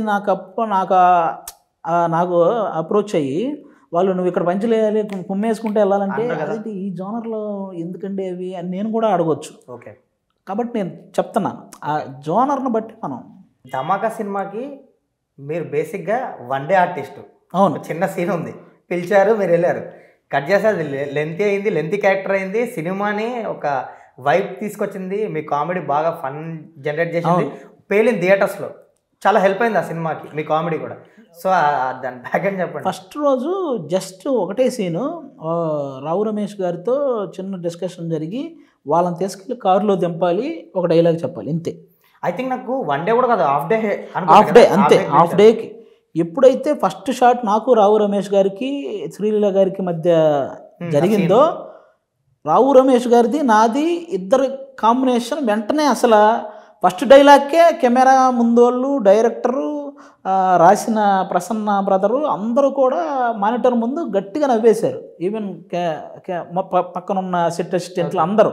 ఇక వాళ్ళకి అక్కడ ఈ కాంబినేషన్ని ఆ రోజు జరిగిన షూట్ రవితేజ గారికి కూడా చూపించారు. ఈవెన్ ఆయన కూడా ఈ కాంబినేషన్ కంటిన్యూ చేయండి సినిమాలో అని చెప్పి ఆయన కూడా చాలా కోఆపరేట్ చేశారు. ఓకే, రవితేజ గారు చెప్పిన తర్వాతే ఆటోమేటిక్గా ఇది పెరుగుతూ వచ్చింది, పెరిగింది. బేసిక్గా షూటింగ్కి ముందు రాసుకుంటారు ఏదైనా క్యారెక్టర్లు, ఇలా చాలా అరుదుగా జరుగుతుంటుంది. మీకు జరిగింది నాకు తెలిసి ధమాకా కదా క్యారెక్టర్, ధమాకా షూటింగ్ టైంలో పెరగడం అనేది. అవును, అది నాకు నా లక్ ఎక్కడో తెలియకుండా నాకు ఆ సినిమాలో ఎక్కడో తెలియకుండా ఆ ట్రాక్ వరకు నాకు తగ్గట్టు ఉంటుంది. ఆడియన్స్ కూడా, నేను థియేటర్కి వెళ్ళి మేము వెనక్కి కూర్చొని ఆ సీన్స్ వచ్చినప్పుడు ఆడియన్స్ ఎలా ఎంజాయ్ చేస్తున్నారని మేము మా జబర్దస్త్ డైరెక్టర్లు, మా జబర్దస్త్ ఆర్టిస్టులు కొంతమంది వెళ్ళి అందరం ఎంజాయ్ చేసాం. నిజంగా చాలా హ్యాపీ ఇచ్చింది. దానికి ప్రసన్న బ్రదర్కి నేను చాలా థ్యాంక్ యూ చెప్పుకోవాలి, ఈవెన్ నాకు త్రినాథరావు గారికి కూడా. ఎందుకంటే వాళ్ళ సపోర్టు, అలాగే రవితేజ గారు బీభత్సంగా ఎంకరేజ్ చేస్తారు. ఆయన అసలు ఏదన్నా ఒక కామెడీ, ఇప్పుడు రావు రమేష్ గారిది ఆదిది వర్కౌట్ అయింది అని ఆయనకి అనిపిస్తే ఇది పెంచండి అబ్బా అని ఆయనే చెప్తాడు. అసలు బీభత్సం ఆయన కూడా. ఆ తర్వాత కూడా మీరు ఆయనతో 2-3 సినిమాలు చేస్తారు. ఆయన రిఫరెన్స్, ఆయన రికమెండేషన్, ఆయన కంపల్సరీగా ఇప్పుడు దానికి ఎవరైనా ఇది 1-to-1 టైమింగ్ టైప్ ఏదైనా పడాలనుకుంటే అదిని పెట్టేయండి అంటాడు రవితేజ గారు. ఓకే, సో నేను అన్నట్టు వెంకటేష్ గారు కానీ, రవితేజ గారు కానీ, ఇంకా హీరోస్ వరుణ్ తేజ్ గారు కానీ, వీళ్ళందరూ కొంచెం మీకు బ్యాక్ సపోర్టే, అంటే మీ వర్క్ నచ్చి. అంతే, ఇప్పుడు వాళ్ళు చాలా సినిమాలు చేస్తారు కానీ అన్నిట్లో మనల్ని పెట్టాలనే ఉద్దేశం ఉండదు. ఆ క్యారెక్టర్కి అది కరెక్ట్ అనుకున్నప్పుడే నాకు ఒక కాల్ వస్తుంది, అంతే. బేసిక్గా ఏమనిపిస్తుంది మీకు ఇప్పుడు అంత స్ట్రగ్లింగ్ పీరియడ్ నుంచి ఏదో జబర్దస్త్లో చిన్న రైటరు అలా స్టార్ట్ అయ్యి ఒక టీమ్ లీడర్ అయ్యి గ్రోత్ వస్తూ ఉంది కదా, ఈ టైంలో ఇండస్ట్రీలో హీరోల సపోర్టు ఇంతమంది, అంటే ఆది ఉండాలని రికమెండ్ చేయడం, డైరెక్టర్ చెప్పడం మంచి విషయమే కదా. నిజంగా చాలా మంచి విషయం, దానికి మనకు అదృష్టం ఉండాలి. వాళ్ళందరికీ మనం ఎప్పుడూ రుణపడి ఉండాలి, అంతే. అండ్ మీకు త్రివిక్రమ్ గారు అంటే బాగా ఇష్టం. చాలా సార్లు మీరు ఆయన మీద లవ్ చూపిస్తారు, ఆయన కూడా పలు సందర్భాల్లో మనం పర్సనల్గా కలుద్దామని స్టార్టింగ్ స్టేజ్లో అట్లా నాకు తెలిసి చాలాసార్లు కలిసే ఉంటారు కూడా. సో ఏంటి ఎప్పుడు వర్క్ చేస్తున్నారు ఆయనతోటి, ఎప్పుడు కుదురుతుంది? ఆయనతో నాకు జస్ట్ అలా వైకుంఠపురంలో చిన్న సీన్ చేశాను, అంతే. అదే ఒకటి కదా నా అదృష్టం. కానీ ఇప్పుడు సితారా అంటే ఆయనది కాంబినేషన్ ప్రొడక్షనే, కానీ ఆ ప్రొడక్షన్లో వచ్చే ప్రతి సినిమా చేస్తున్నాను నేను. అది అలా వేసుకున్నాను. డైరెక్ట్గా నాగవంశీ గారు, త్రివిక్రమ్ గారు వాళ్ళిద్దరు కంపల్సరీగా నాకు ఎంతో కొంత సపోర్ట్ ఉంటేనే కదా అవును ఆ సినిమాలన్నీ నేను చేయగలుగుతున్నాను. కాబట్టి త్రివిక్రమ్ గారితో కంపల్సరీగా ఒకరోజు ఆయన అలా వైకుంఠపురం చేసేటప్పుడే అన్నారు, ఇది కాదు అది ఒక మంచి రోల్ కంపల్సరీగా నువ్వు చేయద్దు కానీ నేను చెప్తాను అన్నారు. అది దానికోసం మనం వెయిట్ చేయడం తప్ప మనం ఏంటి ఆయనతో ఎలా ఉంటుంది అంటే కలుస్తుంటారు కదా, ఆయన మాట్లాడుతుంటే అలా కూర్చొని వింటూ ఉండడం తప్ప ఇంకా మనం ఇంకేదో మాట్లాడాలన్న ఉద్దేశం మనకు ఉండదు. మనం ఏదో మాట్లాడాలని అనుకొని త్రివిక్రమ్ గారి దగ్గరికి వెళ్తాం, సార్ ఇది ఏదో చెప్దామని. కానీ ఆయన మాట్లాడడం స్టార్ట్ చేశాక ఇంకా సార్ ఇంకా మనం మైమర్చిపోతాం. మర్చిపోతాం. అయ్యి బాబు ఆయనకి మాటలు ఎంత బాగుంటాయంటే ఆయనకున్న పురాణాల మీద పట్టు వల్ల నీకు అన్నిటికీ ఎక్కడో తెలియకుండా వాటిని తీసుకొచ్చి వాటిని కంపేర్ చేస్తూ మనకు చెప్తారు చాలా అర్థమయ్యేలాగా. ఇంకోటి మోటివేషన్ చాలా చాలా ఎక్కువ బీభత్సం. అండ్ మీకు రైటింగ్ అంటే ఇష్టం, మీకు పేరు వచ్చిన కూడా రైటరే ఇనిషియల్ స్టేజ్ కానీ ఇప్పటికి కానీ. సో ఆయన ఏమో రైటింగ్కి మాస్టర్ ఆయన. సో రైటింగ్ డిస్కషన్స్ ఎలా ఉంటాయి? ఏమన్నా ఆయన ఇన్పుట్స్ గట్టి ఇస్తారా మీకు కలిసినప్పుడు కానీ, స్టార్టింగ్లో కానీ ఇప్పుడు కానీ ఎప్పుడో కలిసినప్పుడు రైటింగ్ గురించి ఏముంటుంది డిస్కషన్? రైటింగ్ గురించి అంటే మేము ఎప్పుడూ ఆయనతో చెప్తాం, సార్ ఎవరైనా ఇండస్ట్రీకి రైటర్ అనే పేరుతో వచ్చాడంటే వాళ్ళందరికీ ఇన్స్పిరేషన్ మీరే సార్ అనేది ఆయనకి ఎప్పుడు కలిసినా చెప్తుంటాం. ఆయన సరదాగా అలా నవ్వేసి అంటుంటారు. కానీ అసలు నాకు చిరునవ్వుతో స్వయంవరం, ఆయన డైరెక్టర్ అవ్వకముందు రాసిన సినిమాలు ఎన్ని ఉన్నాయి, వాటిలో ఉన్న ఇప్పటికీ ఎప్పుడైనా నిజంగా బోర్ కొడితే వెంటనే మనం సినిమానే చూస్తాం. ఒకటి త్రివిక్రమ్ గారి సినిమా, లేకపోతే శ్రీను వైట్ల గారి సినిమా. ఈ రెండు ఎక్కువ బోర్ అంటే వాళ్ళు రాసే ఆయన కామెడీలో ఇంకో లెవెల్లో రాస్తే ఈయన రైటింగ్లో ప్రతి డైలాగ్ ఇంకో లెవెల్లో అనమాట. నేను సీరియస్గానే చెప్పాను ఆ రోజు ఒక ఈవెంట్లో ఆయన గురించి. నా బీటెక్లో నా ల్యాప్టాప్లో నిజంగా నువ్వే సినిమా ఒకటి, సీతారామ శాస్త్రి గారి గురించి ఆయన మాట్లాడిన స్పీచ్ ఒకటి, ఈ రెండు ఉండేవి. నేను ఎక్కువసార్లు ఎప్పుడైనా బోర్ కొడితే నువ్వే సినిమా కంటిన్యూగా చూసుకుంటూ వెళ్ళేవాడిని. ఏదైనా మనకి ఎప్పుడైనా స్టేజ్ ఎక్కితే ఇలా మాట్లాడాలరా అనిపించడానికి సిరివెన్నెల గారి స్పీచ్ చూసేవాడిని. అది చాలా ఇన్స్పిరేషన్ నాకు. ఏంటి పవన్ కళ్యాణ్ గారు అంటే ఎందుకు అంత పిచ్చి మీకు? అంటే అభిమానం అనలేను, ఎందుకంటే మీకు పిచ్చి అని తెలుసు నాకు. అంటే చాలా ఆరాధిస్తుంటారు ఆయన. ఎందుకు? పవన్ కళ్యాణ్ గారు తెలుసు కదా, ఇప్పుడు రీసెంట్గా చూసుంటారు. మామూలుగా బాహుబలి 2 సినిమాలో ప్రభాస్ గారు కత్తితో తల నరుకుతారు చూడు, అప్పుడు ఎంత ఎలివేషన్ వచ్చిందో. RRRలో రామ్ చరణ్ గారు 1000 మందిని కొట్టినప్పుడు, ఎన్టీఆర్ గారు యానిమల్స్తో ఎంట్రీ ఇచ్చినప్పుడు, ఈవెన్ KGFలో వెళ్ళి పోలీస్ స్టేషన్ తగలెట్టినప్పుడు, పుష్పాలో అల్లు అర్జున్ గారు వెళ్ళి చివరిలో షెకావత్కి వార్నింగ్ ఇచ్చి వచ్చేసి తాలిగట్టు, వీటన్నిటికీ ఎంత ఎలివేషన్ వచ్చిందో. మొన్న కాకినాడలో జస్ట్ సీజ్ ద షిప్ అన్నారు, అంతే. అంత ఎలివేషన్ వచ్చింది. అంటే ఒక నిజాయితీకి వచ్చిన ఎలివేషన్ అది. అస్సలు మామూలు మనిషి అండి అతను. అయ్యి బాబోయ్, నీకు పాలిటిక్స్లో నీకు ఫ్యూచర్లో కూడా, అంటే 2019లో తెలియక ఓడించారు, 2024లో తెలుసుకొని గెలిపించారు. ఇప్పుడు పూర్తిగా తెలుసుకున్నారు కాబట్టి నాకు తెలిసి ఆ వ్యక్తికి జీవితంలో ఓడిపోడు. అలాంటి పాలన జరుగుతుంది ప్రజెంట్ ఆయన సమక్షంలో. మీరు గమనిస్తే అస్సలు నాకు ఒక ఆఫీస్, నాకు ఫర్నిచర్ వద్దన్నాడు, నాకు జీతం వద్దన్నాడు, నేనే చూసుకుంటాను నా ఫర్నిచర్ నేనే తెచ్చుకుంటాను, నాకు జీతం నేనే తెచ్చుకున్నాను. ఈవెన్ రెయిన్స్ వచ్చినప్పుడు 400 పంచాయతీకి 1,00,000 చొప్పున 4 కోట్లు. ఇంతవరకు నువ్వు ఏ రాజకీయ నాయకుడిని చూసుండవు. గెలవక ముందు ఎంత జనాల్లోకి వెళ్ళి కష్టపడుతున్నాడో, గెలిచిన తర్వాత కూడా అంతే కష్టపడుతున్నాడు జనాల్లోకి వెళ్ళి. రిలాక్స్ అవ్వాలా. మామూలుగా ఎవరైనా గెలిచిన తర్వాత రిలాక్స్ అవుతారు, ఆ పొజిషన్ ఎంజాయ్ చేస్తారు. చూద్దాంలే అని. ఎక్కడ ఆ పొజిషన్ ఎంజాయ్ చేసేలా కనపడుతున్నాడు అతను. ఎవడైనా ఆ పొజిషన్ ఎంజాయ్ చేస్తుంటే వాళ్ళ తాట కూడా తీసేలా కనపడుతున్నాడు. మీరు గమనించారా? అస్సలు ఎక్కడ కూడా తగ్గే మనిషి. రోడ్లు కూడా అస్సలు గ్రామాలు చూడండి మీరు, ఈ 5 years అయిపోయేసరికి ప్రతి గ్రామం ఎంత అభివృద్ధి చెందుతుందో చూడండి, అంత కేర్ తీసుకుంటున్నాడు ఆయన. అస్సలు ఆయన కావాలనే ఆ శాఖలన్నింటినీ ఏవైతే కావాలో ఆ శాఖలన్నింటినీ తీసుకొని ఆ ప్రతి శాఖలో ఆ డెవలప్మెంట్ చూపిస్తాడు. ఎవరైనా అవినీతి చేయాలని చూస్తే మాత్రం ఆయన వేరే లెవెల్ ఉంటుంది ఆయనది. నీకు చూస్తే మంగళగిరిలో జనవాణి ఒక కార్యక్రమం జరుగుతుంది ఆల్రెడీ. ప్రతి ఎమ్మెల్యే అక్కడికి రావాలి, జనాల సమస్యలు తెలుసుకోవాలి, వాళ్ళందరూ అప్డేట్స్ ఇవ్వాలి, ఆ సమస్యలు క్లియర్ చేయాలి. ఇది కంటిన్యూ ప్రోగ్రామ్. నాకు తెలిసి ఎమ్మెల్యే అనగానే వీళ్ళంతా మనకి ఓట్లు అడగడానికి వస్తారా, తర్వాత మన దగ్గరికి రారు అంటారు కదా, దాన్ని మార్చేసాడు. ఓట్లు అడగడానికి కాదు, గెలిపించిన తర్వాత అడుక్కోవడం కంటే ఇంకా ఎక్కువ నేను చెప్పమ్మా నీ సమస్య ఏంటి అనేది ఇంకా ఎక్కువ అడుగుతున్నారు. అలా తయారు చేశాడు పాలిటిక్స్ని. అస్సలు ఇంకా మొత్తం మార్చేశాడు. అబ్బా, నువ్వు ఇలాంటి పాలిటిక్స్ ఇంతకుముందు చూసుండవు, నాకు తెలిసి చూసుండవు. ఇప్పుడు సినిమా వేరు, రాజకీయం వేరు, రెండు పడవలు. అవును. మీరు ఈ పడవ నుంచి ఆ పడవకి మీ పవన్ కళ్యాణ్ గారి గురించి జనసేనలోకి వెళ్ళారు, ప్రచారంలోకి దిగారు, ఎలాగోలా రాజకీయాల్లోకి అయితే వెళ్ళారు. సో మీ ఇంట్రెస్ట్ తోటి. సో ఇప్పుడు రెండు పడవలు. ఇప్పుడు ఇటు నుంచి అటు వెళ్ళడం వల్ల సినిమా ఇండస్ట్రీ ఏంటంటే కమెడియన్గా మీకు పేరు వస్తుంది, మీరు సినిమాలు చేసుకుంటుంటారు, అప్రిషియేషన్ వస్తుంది, మీకు వ్యూవర్షిప్ పెరుగుతుంది, మిమ్మల్ని మీరు అన్నట్టు ఇష్టపడే వాళ్ళు పెరుగుతారు. రాజకీయంకి వచ్చేసరికి వ్యతిరేకంగా ఎక్కువ ఉంటుంది, మిమ్మల్ని తిట్టే వాళ్ళు ఎక్కువ ఉంటారు, మీరు ఇప్పుడు స్ప్లిట్ అయిపోతారు, అవతల పార్టీ వాళ్ళు మిమ్మల్ని ద్వేషిస్తారు, అప్పటి వరకు మిమ్మల్ని ఒక కమెడియన్ గానో ఒక ఆర్టిస్ట్ గానో చూసిన పర్సన్ కూడా మిమ్మల్ని ద్వేషించడం స్టార్ట్ చేస్తాడు. అది అది చూస్తారు మీరు, డ్రాస్టిక్ చేంజ్ ఉంటుంది. ఒక నిజాయితీ గల వ్యక్తికి సపోర్ట్ చేస్తే నార్మల్ జనాల్లో ఎప్పుడూ ఆ వ్యతిరేకత ఉండదు. ఎక్కడో సోషల్ మీడియాలో డబ్బులకు పనిచేసే ఆ 10 మందికి తప్ప, సోషల్ మీడియాలో ఎవరైతే డబ్బుల కోసం పనిచేస్తుంటారో అలాంటి 10 మందికి మనం వ్యతిరేకం అవుతాం తప్ప, ఒక నిజాయితీ గల వ్యక్తికి సపోర్ట్ చేస్తే నార్మల్ జనాల్లో ఏ రోజు మనకు ఆ నెగిటివిటీ రాదు. ఎందుకంటే మనం ఒక ఈవెంట్ పర్పస్ ప్రతి ఊరు వెళ్తుంటాం మేము. వాళ్ళు మా మీద చూపించేంత ఆదరణ ఎంత చూపిస్తారంటే ఎక్కడా కూడా మనకు అక్కడెక్కడ పాలిటిక్స్ ఉండవు. నేను చాలా చోట్ల గమనించాను కదా, పాలిటిక్స్ ఎప్పుడు సోషల్ మీడియాలోనే ఉంటుంది. ఆ సోషల్ మీడియాలో వాళ్ళు పెట్టుకున్న ఎంప్లాయీస్ ఎవరైతే ఉంటారో వాళ్ళు చేసే నెగిటివిటీ తప్ప, ఒక నార్మల్ ఇప్పుడు నేను మా ఊరు వెళ్ళనా, మా ఊర్లో 2 పార్టీలు ఉండరా, కానీ అందరూ నన్ను ఆదరించరా.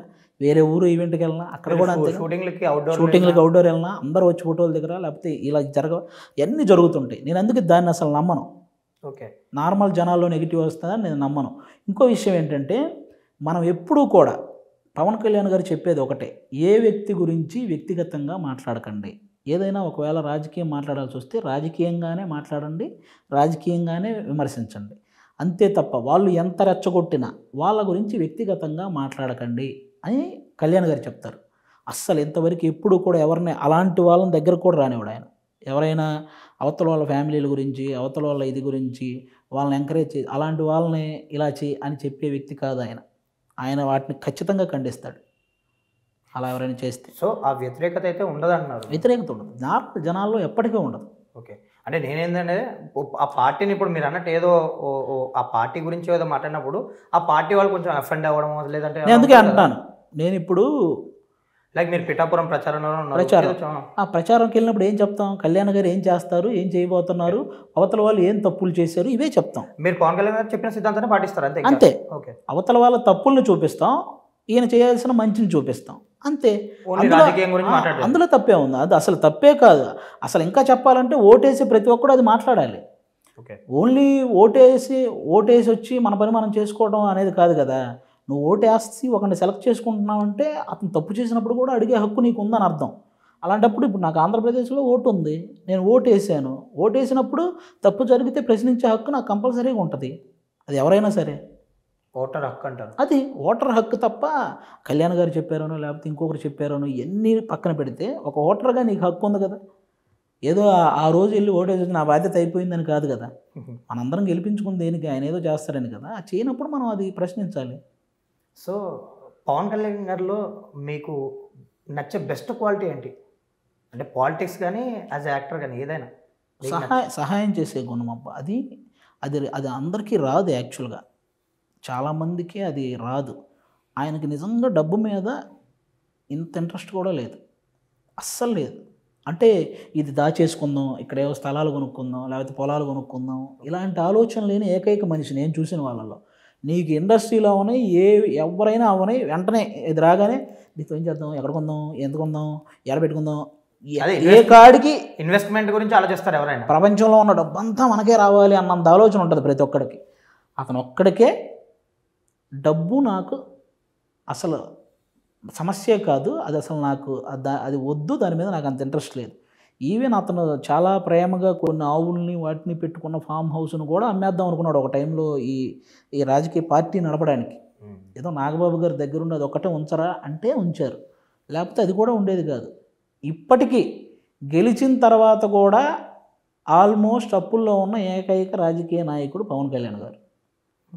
ఇది ఆ రోజు ఆ వరదలకు ఇచ్చిన 6 కోట్లు కూడా ఏదో ఇంకో చేయబోయే సినిమాలకో వాటికో తీసుకొని ఇచ్చినవే. ఆయన ఏమి రాజకీయంగా ఆయన సంపాదించేది ఏమి ఉండదు. ఎవడైనా సూట్ కేసు తీసుకెళ్తే అంటే గెట్అవుట్ అంటాడు, తెలుసు కదా. ఆయన ఉండగా అలాంటిది జరగదు. కాబట్టి ఈ గుణాలన్నీ మనకి నచ్చేవే. ఇంకా అలా ఎవరు ఉంటారు జనరల్గా మాట్లాడుకున్నా. సో మీరు పిఠాపురం వెళ్ళారు, పవన్ కళ్యాణ్ గారి గురించి జనసేన తరపు నుంచి ప్రచారం చేశారు. సో గెలిచినప్పుడు కిక్ ఎలా ఉండింది మీకు? చాలా చేశారా అంత యునానిమస్గా? గెలుస్తారనేది కంపల్సరీ ఎక్స్పెక్ట్ చేసింది. 21 అవుట్ ఆఫ్ 21 అనేది ఎక్స్పెక్ట్ చేయలే, సీరియస్గా ఎక్స్పెక్ట్ చేయలే. కానీ మేము 21 ఏరియాలు తిరిగాం. అదే అంటే మీరు ప్రచారం చేసినప్పుడు మీకు 21 ఏరియాలు తిరిగాం. ఒక 3 చిన్న డౌట్ ఉండేది ఒక 3 చోట్ల. ఓకే.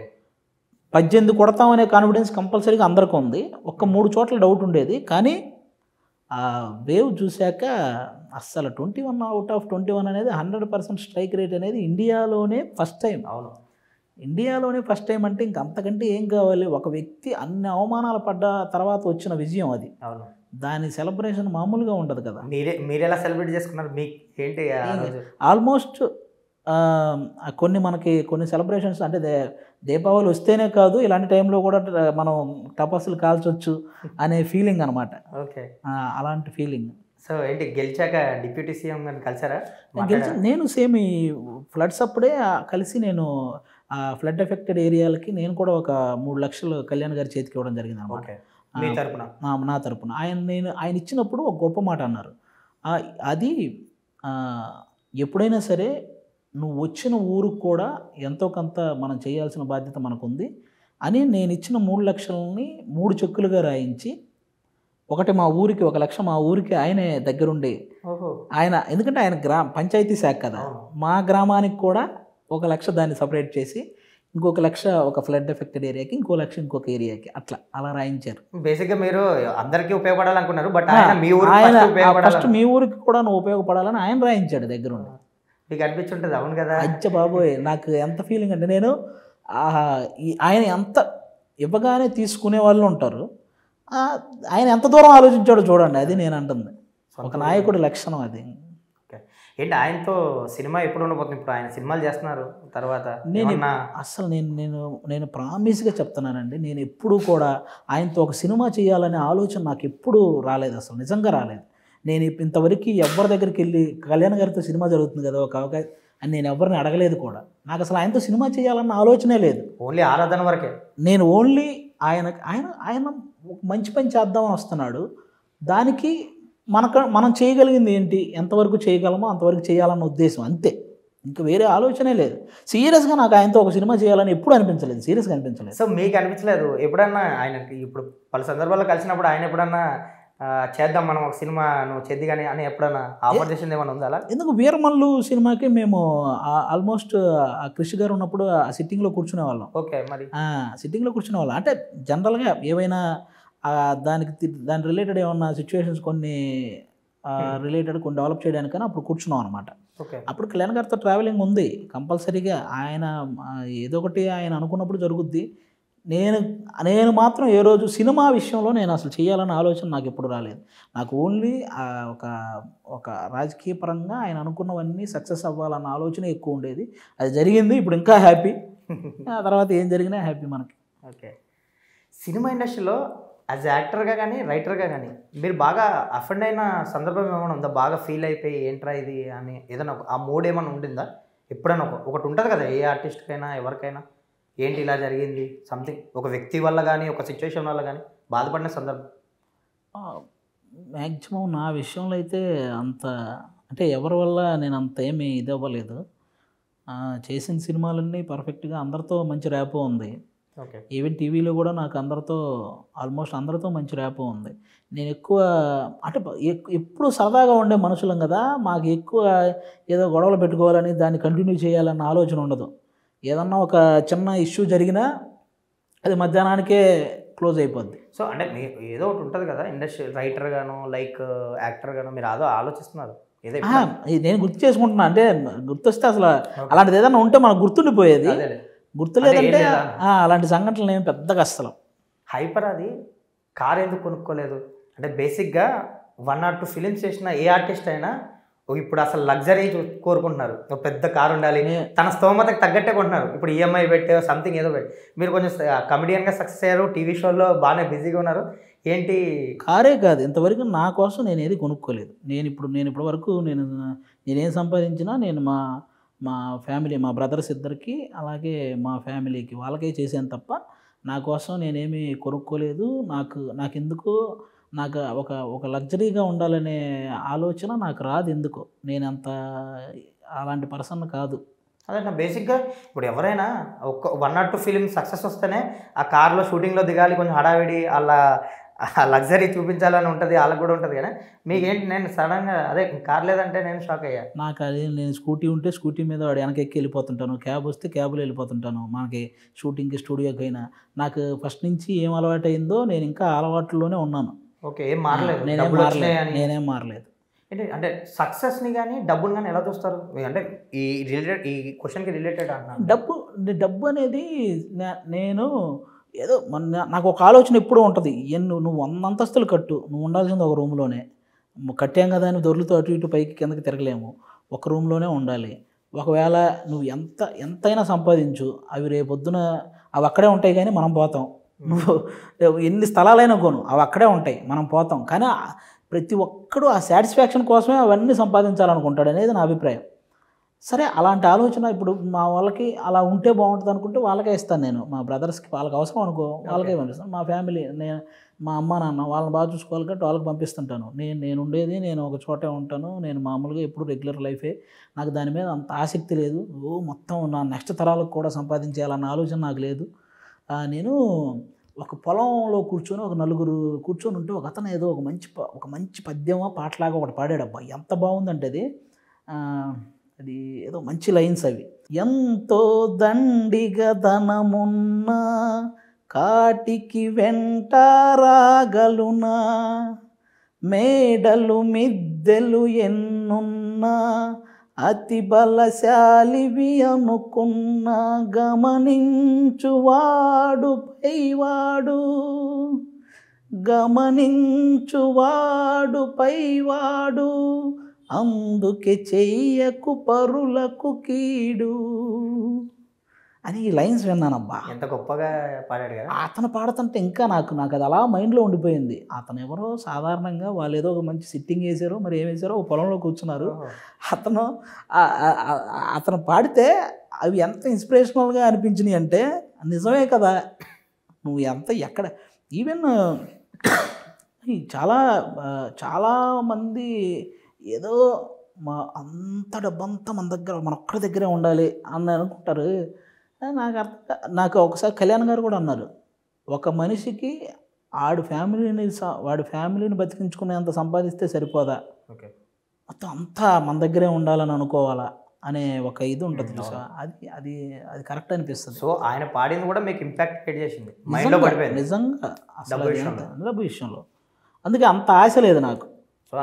లైఫ్ ఏ రోజు ఆ రోజు మనం గడుచుకుంటూ ఈ రోజు ఉంటే ఈ రోజు హ్యాపీగా ఉన్నామా, రేపు వస్తే మళ్ళీ రేపు హ్యాపీగా ఉన్నామా, అప్పుడు ఉంటామో లేదో తెలియని టైంకి ఏం చేద్దామని ఆలోచనే. ఒకడు వేస్తాడు ఏదో మీకు 30 సంవత్సరాల తర్వాత ఇంత వస్తుందండి, ఇంత కట్టండి. అసలు మనం ఉంటామో లేదో తెలియదు, 30-40 సంవత్సరాల తర్వాత ఇంత వస్తుందండి, దేనికి? మీరు చెప్తుంటే నాకు మీరు ఎక్కువ ఫ్యామిలీ గురించి ఎక్కువ ఆలోచిస్తారు అనిపిస్తుంది. మీ ఫ్యామిలీ గురించి అంతే, మీకంటూ ఏం ఆలోచించాలి, వాళ్ళకేం కావాలో వాళ్ళకి నిజంగా నీడ్స్ ఉంటే వాటికి సంబంధించి అవి చేయాలని ఉంటుంది. ఏంటి అప్పుడు పొలం అమ్మించారు కదా మీరు రాకముందు, కొన్నారా? మళ్ళీ వాళ్ళ పేరు మీదే, మళ్ళీ మా అమ్మ నాన్న వాళ్ళ పేరు మీదే మళ్ళీ కొనడం జరిగింది. అదే పొలం కొనడం జరిగింది. మళ్ళీ వేరేది కూడా కొని వాళ్ళకి, మా బ్రదర్స్ ఇద్దరికి. అవును, నాకు ఇది ఒకటి చెప్పారు అందరూ, అంటే మీరు డబ్బు సంపాదించకపోతే కానీ ఎసెట్స్ అయితే కొంటారని. అది ఫ్యామిలీ. అవును, మా బ్రదర్స్ ఇద్దరికి కొనడం జరిగింది. మీ పేరు మీద ఏముండదా? నా పేరు మీద ఏం లేదు. వాళ్ళకేం కావాలో సమకూరుస్తారు, వాళ్ళకేం కావాలో అంతే. అంటే మీకు అసలు నిజంగా చెప్పండి, ఇప్పుడు సినిమా ఫీల్డ్లో ఉన్నారు యాజ్ యాక్టర్గా, మీకు కూడా కొన్ని నీడ్స్ ఉంటాయి కదా. లైక్ ఇప్పుడు అన్నట్టు కారు ఇంకోటో, అసలు ఏంటి అసలు ఏముండవు మీకు అసలు? ఇంకా ఆలోచించరా? నాకేం అలాంటి ఆలోచన ఏమి రాలేదు బేసిక్. ఓకే, డబ్బుని చూస్తే కోణం అలా ఉంటుంది అంతే. ఒక్కో కోణంలో చూస్తాడు, నేను ఈ కోణంలో చూస్తాను. యాజ్ యాక్టర్గా మీకు బాగా కిక్కిచ్చిన క్యారెక్టర్ ఏంటి ఇప్పటివరకు మీ కెరియర్లో? సినిమాల పరంగా నాకు బేసిక్గా 1 తొలి ప్రేమ, 2 ధమాకా. ఈ 2 నా రేంజ్కి తగ్గట్టు పడ్డ.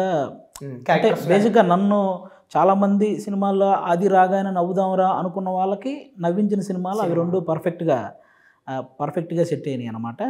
ఇంకా చేయాలనుకునే రోల్స్ అయితే మంచిగా, ఇంకా మీరు చెప్పినట్టే ఎవరైనా నా మీద ప్రయోగం చేయాలనుకుంటే అలాంటి రోల్స్ చేయడానికి కూడా నేను చాలా సిద్ధంగా ఉన్నాను. కంపల్సరీగా అవి కూడా ఫ్యూచర్లో ఇంకా మంచి రోల్స్ చేసి అందరినీ మెప్పిస్తాను కంపల్సరీ. ఓకే, రీసెంట్గా అల్లు అర్జున్ గారి మీద ఒక కొంతమంది ఆర్టిస్టులు కానీ వాళ్ళు బయటకు వచ్చి మాట్లాడడం జరిగింది.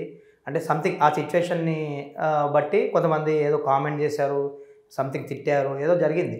ఆ టైంలో ఇండస్ట్రీ నుంచి కానీ ఇంకెవ్వరు అసలు మాట్లాడలేదు ఎవరు. బట్ మీరు ఒక సినిమా ఫంక్షన్లో ఏదో అడిగితే మీరు మాట్లాడారు బన్నీ గారి గురించి. అవును. అంటే ఆ టైంలో అది బాగా వైరల్ అయింది కూడా. అప్పటివరకు ఎవరు మాట్లాడలేదు బన్నీ గారి గురించి సపోర్ట్గా. అంటే ఇలా ఒక హీరోని అలా అనకూడదు అని. నా దృష్టిలో ఎవ్వరూ అలా అనకూడదు. ఎందుకంటే ఆయన ఇప్పుడు ఇన్ని ఇయర్స్ నుంచి నిజంగానే ఒక తెలుగు హీరోకి నేషనల్ అవార్డు రాలేదు. కానీ అతను నేషనల్ అవార్డు తెచ్చుకున్నాడంటే ఎంత కష్టపడి ఆ స్థాయికి వచ్చి ఉంటారు. అలాంటి వ్యక్తిని చాలా ఈజీగా ట్రోల్ చేయాలనుకోవటం, నేనేమంటానంటే ఫస్ట్ అసలు వాళ్ళ మధ్య ఏముండదండి. ఎవరో సోషల్ మీడియాలో క్రియేట్ చేస్తున్న నెగిటివిటీ వాళ్ళకి. అలా ఒకవేళ మెగా ఫ్యామిలీ అల్లు అర్జున్ గారు విడిపోతే ఆనందపడే బ్యాచ్ ఉంటారు కదా, అలాంటి వాళ్ళు క్రియేట్ చేసే ఇది. నేనేమంటానంటే వాళ్ళందరూ మీరు గమనిస్తే చిరంజీవి గారు ఆ 90s 80s ఎరాలో ఆయన కూర్చొని ఉంటే ఈ పిల్లలందరూ రామ్ చరణ్ గారు, వరుణ్ తేజ్ గారు, అల్లు అర్జున్ గారు బ్రదర్స్, వైష్ణవ్ తేజ్ వీళ్ళందరూ కూడా డ్యాన్స్ వేస్తూ ఉంటారు. ఆయన వాళ్ళందరిని ఎంకరేజ్ చేస్తూ డ్యాన్స్ చేయిస్తూ ఉంటారు. మీరు చూసారా? ఆయన గ్యాప్ దొరికితే పిల్లలతో స్పెండ్ చేసేవారు ఆ టైంలో. అలాంటి రిలేషన్ వాళ్ళది. నేనేమన్నానంటే వాళ్ళందరూ స్టార్లు అయ్యాక పుట్టుకొచ్చిన అభిమానం మనది, అవునా కదా? వాళ్ళంతా స్టార్లు అయ్యాక మనకు అభిమానం పుట్టుకొచ్చింది. కానీ వాళ్ళది చిన్నప్పటి నుంచి కలిసి ఉన్న రిలేషన్. మరి స్టార్లు అయ్యాక పుట్టుకొచ్చిన అభిమానం కంటే చిన్నప్పటి నుంచి కలిసి ఉన్న అనుబంధమే గొప్పది కదా. అంతే కదా. మరి చిరంజీవి గారికి అల్లు అరవింద్ గారికి వాళ్ళ బామర్దులు వాళ్ళ రిలేషన్స్ ఎలా ఉంటాయి, ఎంత గొప్పగా ఉంటాయి. ఈవెన్ రామ్ చరణ్ గారు, బన్నీ గారు, అసలు వాళ్ళ మధ్య రిలేషన్స్ ఎన్నిసార్లు కలిసి ఎన్ని ఫంక్షన్లు, ఎంత రిలేషన్ ఉంటుంది. అంత రిలేషన్ ఉన్న వాళ్ళని మనం చిన్న కామెంట్స్తోనో లేకపోతే చిన్న ఇదితోనో మనం విడదీయగలమా? అవి జరగవు కదా. జస్ట్ ఊరికి వీళ్ళంతా టైంపాస్ ట్రోల్స్ అంతే. వాళ్ళకి టైంపాస్ అవ్వడానికి చేసే ట్రోల్స్ అవి పెద్ద విషయం కాదు. వాళ్ళందరూ చిరంజీవి గారే అంటారు, అందరూ ఒక స్థాయికి వెళ్ళాలి. ఫస్ట్ నుంచి నా చెయ్యి పట్టుకొని నడిచారు కదా అని ఇంకా నా చెయ్యి పట్టుకొని నడవాలని నేను కోరుకోను. వాళ్ళందరూ ఒక స్థాయికి వెళ్ళాలని ఒక ఇంటర్వ్యూలో చిరంజీవి గారు చెప్పారు. అంతే. వాళ్ళ మనసులో మంచి, మనమే వేరేలాగా ఆలోచిస్తాం. సోషల్ మీడియా టాపిక్ వచ్చినప్పుడు మీరు ఇందాక సోషల్ మీడియా గురించి చెప్పారు. అంటే అటు రాజకీయంగా కానీ ఇటు సినిమా కానీ, అంటే అభిమానులు తిట్టుకుంటారు, కొట్టుకుంటారు, సోషల్ మీడియాలో ఎక్కువ జరుగుతుంటారు. బయట కన్నా మీరు అన్నట్టు బయట కన్నా సోషల్ మీడియాలో ఎక్కువ ఉంటుంది. ఏంటి మీరు సోషల్ మీడియాని ఎలా చూస్తారు? మీ కోణం ఏంటి సోషల్ మీడియా మీద? ఎందుకంటే మీరు అసలు సోషల్ మీడియా ఏం వాడరు. నాకు తెలిసి ఒక ఫేస్బుక్ అకౌంట్ ఉన్నది అంతే, హైపరాది అని ఒక పేజ్ ఉంది అంతే. ఇంకా మిగతా అన్నీ నా ఇన్స్టాగ్రామ్ అవన్నీ ఎవరో క్రియేట్ చేసినవి తప్ప నాకేం లేవు అవి. ఒక టైంలో మీ పేరు మీద ట్విట్టర్ ఐడి కూడా చేస్తే నాకు సంబంధం లేదని చెప్పి ట్విట్టర్ కూడా నాకు అసలు అవేం లేవు. అసలు ఎవరో క్రియేట్ చేసి వాడుతున్నారు. కొంతమంది నెగిటివ్గా వాడుతుంటారు. వాటన్నిటిని మనం ఏం చేయలేము. ఎంతమంది మీద అయినా కంప్లైంట్ చేస్తాం, ఎన్నో ఉన్నాయి. అలాంటి వాటి ఎన్నిటి మీదని మనం రియాక్ట్ అవుతాం. అందుకని అవి నేనేం పట్టించుకోను అసలు. సోషల్ మీడియా కూడా నేను అదే అంటుంది, ఒక్కొక్కరు ఒక్కో వర్క్తో ఏదో వాళ్ళు సంపాదించాలనుకుంటారు. నిజంగా వాళ్ళకి దానివల్ల బెనిఫిట్ ఉంటే నో ప్రాబ్లం. నాలాంటి వాడిని ట్రోల్ చేసినా నేను ఫీల్ అవ్వను, వాడుకోవచ్చు మిమ్మల్ని. నాలాంటి వాడిని ఇంకేదన్నా అన్నా నేను ఫీల్ అవ్వను. ఎందుకంటే దానివల్ల వాళ్ళకి ఏదైనా నిజంగా డబ్బులు వస్తే అలాంటిదే. కొంతమంది దానికి హర్ట్ అవుతుంటారు. వాళ్ళు హర్ట్ అయ్యారని చెప్పిన తర్వాత మనం చేయకూడదు. ఓకే. ఎవరైనా నేను ఇలా దీనికి నేను హర్ట్ అయ్యాను అని చెప్పిన తర్వాత అలా చేయకూడదు. ఈవెన్ ఇప్పుడు నేను ఈ మాట అనగానే ఒకడు నువ్వు అంతమంది మీద కౌంటర్లు వేస్తుంటావు కదా. మేము కౌంటర్లు వేసేది మాకు ఒక ప్రాక్టీస్ ఉంటుంది. నేను ఇప్పుడు ఒక స్కిట్ చేయాలన్నా లేకపోతే ఇంకోటి చేయాలన్నా నేను అందరినీ కూర్చోబెట్టి ప్రాక్టీస్ చేస్తాను. ఇది కౌంటర్ అని ముందు వాళ్ళకి చెప్తాను. వాళ్ళే ఇది ఇలాంటిది వేయచ్చు కదా, ఇంకా ఇది వేయచ్చు కదా అని వాళ్ళే నాకు చెప్తుంటారు. అవి కూడా నేను కౌంటర్లు చేస్తుంటాను. అంటే వాళ్ళకి అవి నచ్చి వాళ్ళు చేసిన తర్వాతే అది స్టేజ్ మీదకి వెళ్తుంది. స్టేజ్ మీదకి వెళ్ళిన తర్వాత ఎడిట్ రూమ్కి వెళ్తుంది. ఎడిట్ రూమ్లో అన్నీ చెక్ చేసుకున్న తర్వాత మీ దాకా వస్తుంది. కాబట్టి ఒకటి మేము చేయాలంటే ఇంత ప్రాసెస్ ఉంటుంది.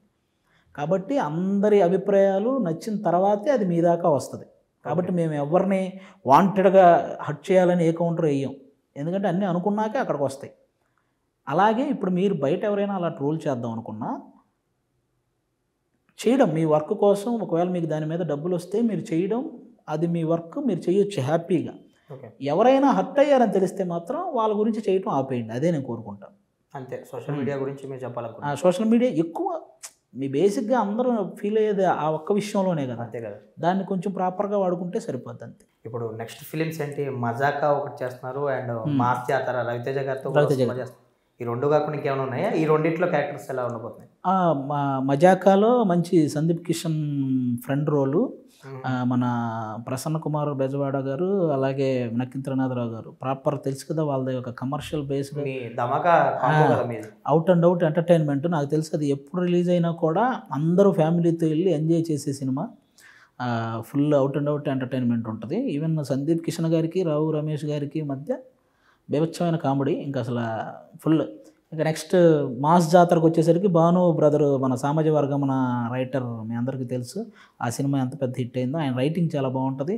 ఈ మాస్ జాతరలో ఇంకో కోణం ఫన్తో పాటు ఆ మాస్ విలన్కి హీరోకి మధ్య వచ్చే మాస్ యాక్షన్స్ అదిరిపోతాయి. కాబట్టి అది కూడా అందులో కూడా నా రోల్ విలన్ దగ్గర ఉంటుంది, చాలా బాగుంటుంది. ఓకే, అవి కాకుండా ఇంకేమైనా ఉన్నాయా? మన బెల్లంకొండ సాయి శ్రీనివాస్ గారితో హర్రర్ బేస్డ్ ఒకటి, హర్రర్ బేస్డ్ మన చౌకబురి చల్లగా డైరెక్టర్ కౌశిక్, అది హర్రర్ బేస్డ్, అది కొత్త ఎక్స్పీరియన్స్. నేను హర్రర్ టైప్ చేయడం ఫస్ట్ టైము. అందులో వచ్చే ఫన్ అది బాగుంటుంది, చిన్న చిన్న ఫన్ను, విజువల్స్ పరంగా చాలా కిక్ ఇస్తుంది ఈసారి మీకు అది సినిమా. అలాగే సందీప్ కిషన్ బ్రదర్దే నెట్ఫ్లిక్స్ ఒకటి సిరీస్ రాబోతుంది, అందులో కూడా సిరీస్ ఫస్ట్ టైం. అవునవును. ఓకే, ఇవే ఉన్నాయి ప్రజెంట్, అవి రన్నింగ్లో ఉన్నాయి. ఏంటి మీకు అంటే పర్సనల్గా త్రివిక్రమ్ గారు కాకుండా ఇంకే డైరెక్టర్తో వర్క్ చేయాలని ఉంది యాజ్ యాక్టర్గా? ప్రతి ఒక్కడికి ఇక్కడ రాజమౌళి గారితో వర్క్ చేయాలని ప్రతి ఒక్క ఆర్టిస్ట్కి ఉంటుంది, కానీ అలాంటి అవకాశం దానికి ఎంత అదృష్టం చేసుకొని ఉండాలో అలాంటిది జరగాలంటే. ఎందుకంటే తెలుగు సినిమాని ఇంకో లెవెల్కి తీసుకెళ్ళిన డైరెక్టరు ఇప్పుడు ఎక్కడికి వెళ్ళినా మనం ఇది రాజమౌళి గారు అనగానే ఓ తెలుగు అనే స్థాయికి తీసుకొచ్చారు. కాబట్టి ఆయనతో వర్క్ చేయాలని ప్రతి ఒక్కరికి ఉంటుంది. ఈవెన్ చాలామంది హీరోలకే ఉంటుంది ఆయనతో ఒకటి చేయాలని, మాలాంటి వాళ్ళకి ఉండటం తప్పే లేదు. పవన్ కళ్యాణ్ గారు కాకుండా ఇంకెవరితో చేయాలని? పవన్ కళ్యాణ్ గారితో ఆఫ్కోర్స్ ఉంటుంది, మీకు ఎప్పటి నుంచి అది? నాకు జూనియర్ ఎన్టీఆర్ గారితో చేయాలని ఉంటుంది. ఓకే, జూనియర్ ఎన్టీఆర్ గారితో చేయాలని ఎప్పటి నుంచో ఉంది. ఆయనతో ఏదైనా ఒక సినిమాలో ఉండాలి అని కంపల్సరీగా. ఎందుకంటే ఒక యాక్టర్గా అబ్బా ఆయన ఏమి యాక్టర్ అబ్బా, అసలు ఆయన డైలాగ్ డెలివరీ కానీ, ఒక సీన్లో ఆయన ఇచ్చే పర్ఫార్మెన్స్ కానీ, ఎక్కడో ఆయన పక్కన నుంచొని ఏమన్నా 2 డైలాగులు ఆయనతో పాటు చేయాలని ఆశ, ఆయన బాగా చేసేవాడు బ్రదర్ అనాలని. బాగా చేసేవాడు మనల్ని బాగా చేసేవాడు బ్రదర్ అంటే ఆ కిక్ వేరేలా ఉంటుంది కదా. ఈవెన్ రామ్ చరణ్ గారు, బన్నీ గారు వీళ్ళతో కంపల్సరీగా నేను అంటే బేసిక్గా అది అనగానే మెగా ఫ్యామిలీ అనే స్టాంప్ అని చెప్తారు కదా. బేసిక్గా నాకు మెగా ఫ్యామిలీ అంటే చాలా ఇష్టం కంపల్సరీ. అందుకని నేను మిగతా వాళ్ళకి ఎవరికి వ్యతిరేకం కాదు. అది ప్రతి ఒక్కరూ జనరల్గా ఎవరైనా తెలుసుకోవాల్సింది ఏంటంటే, నాకు మెగా ఫ్యామిలీ అంటే నేను చిన్నప్పటి నుంచి నేను చూసినప్పుడు నాకు చిరంజీవి గారు బేసిక్గా ఆయన సినిమాలకి నేను పిచ్చెక్కిపోయి చూసేవాడినబ్బా. నాకు టీవీ పెడితే ఆయన సినిమా మొదటి ఫ్రేమ్ నుంచి లాస్ట్ వరకు ఆల్మోస్ట్ నేను ఇక అక్కడి నుంచి కదలకుండా, ఈవెన్ యాడ్లు వచ్చినా కూడా ఆడే కూర్చొని మా సినిమా చూసి వచ్చేవాడిని, ఆ పక్కింట్లో అయినా కూర్చొని. అంత ఇష్టంగా పెరిగాం చిరంజీవి గారు అనగానే. ఇంకా చిరంజీవి గారి నుంచి ఆ ఫ్యామిలీ నుంచి ఎవరు వచ్చినా ఆ ఇష్టం అలా పెరుగుతూ వెళ్ళేది తెలియకుండా.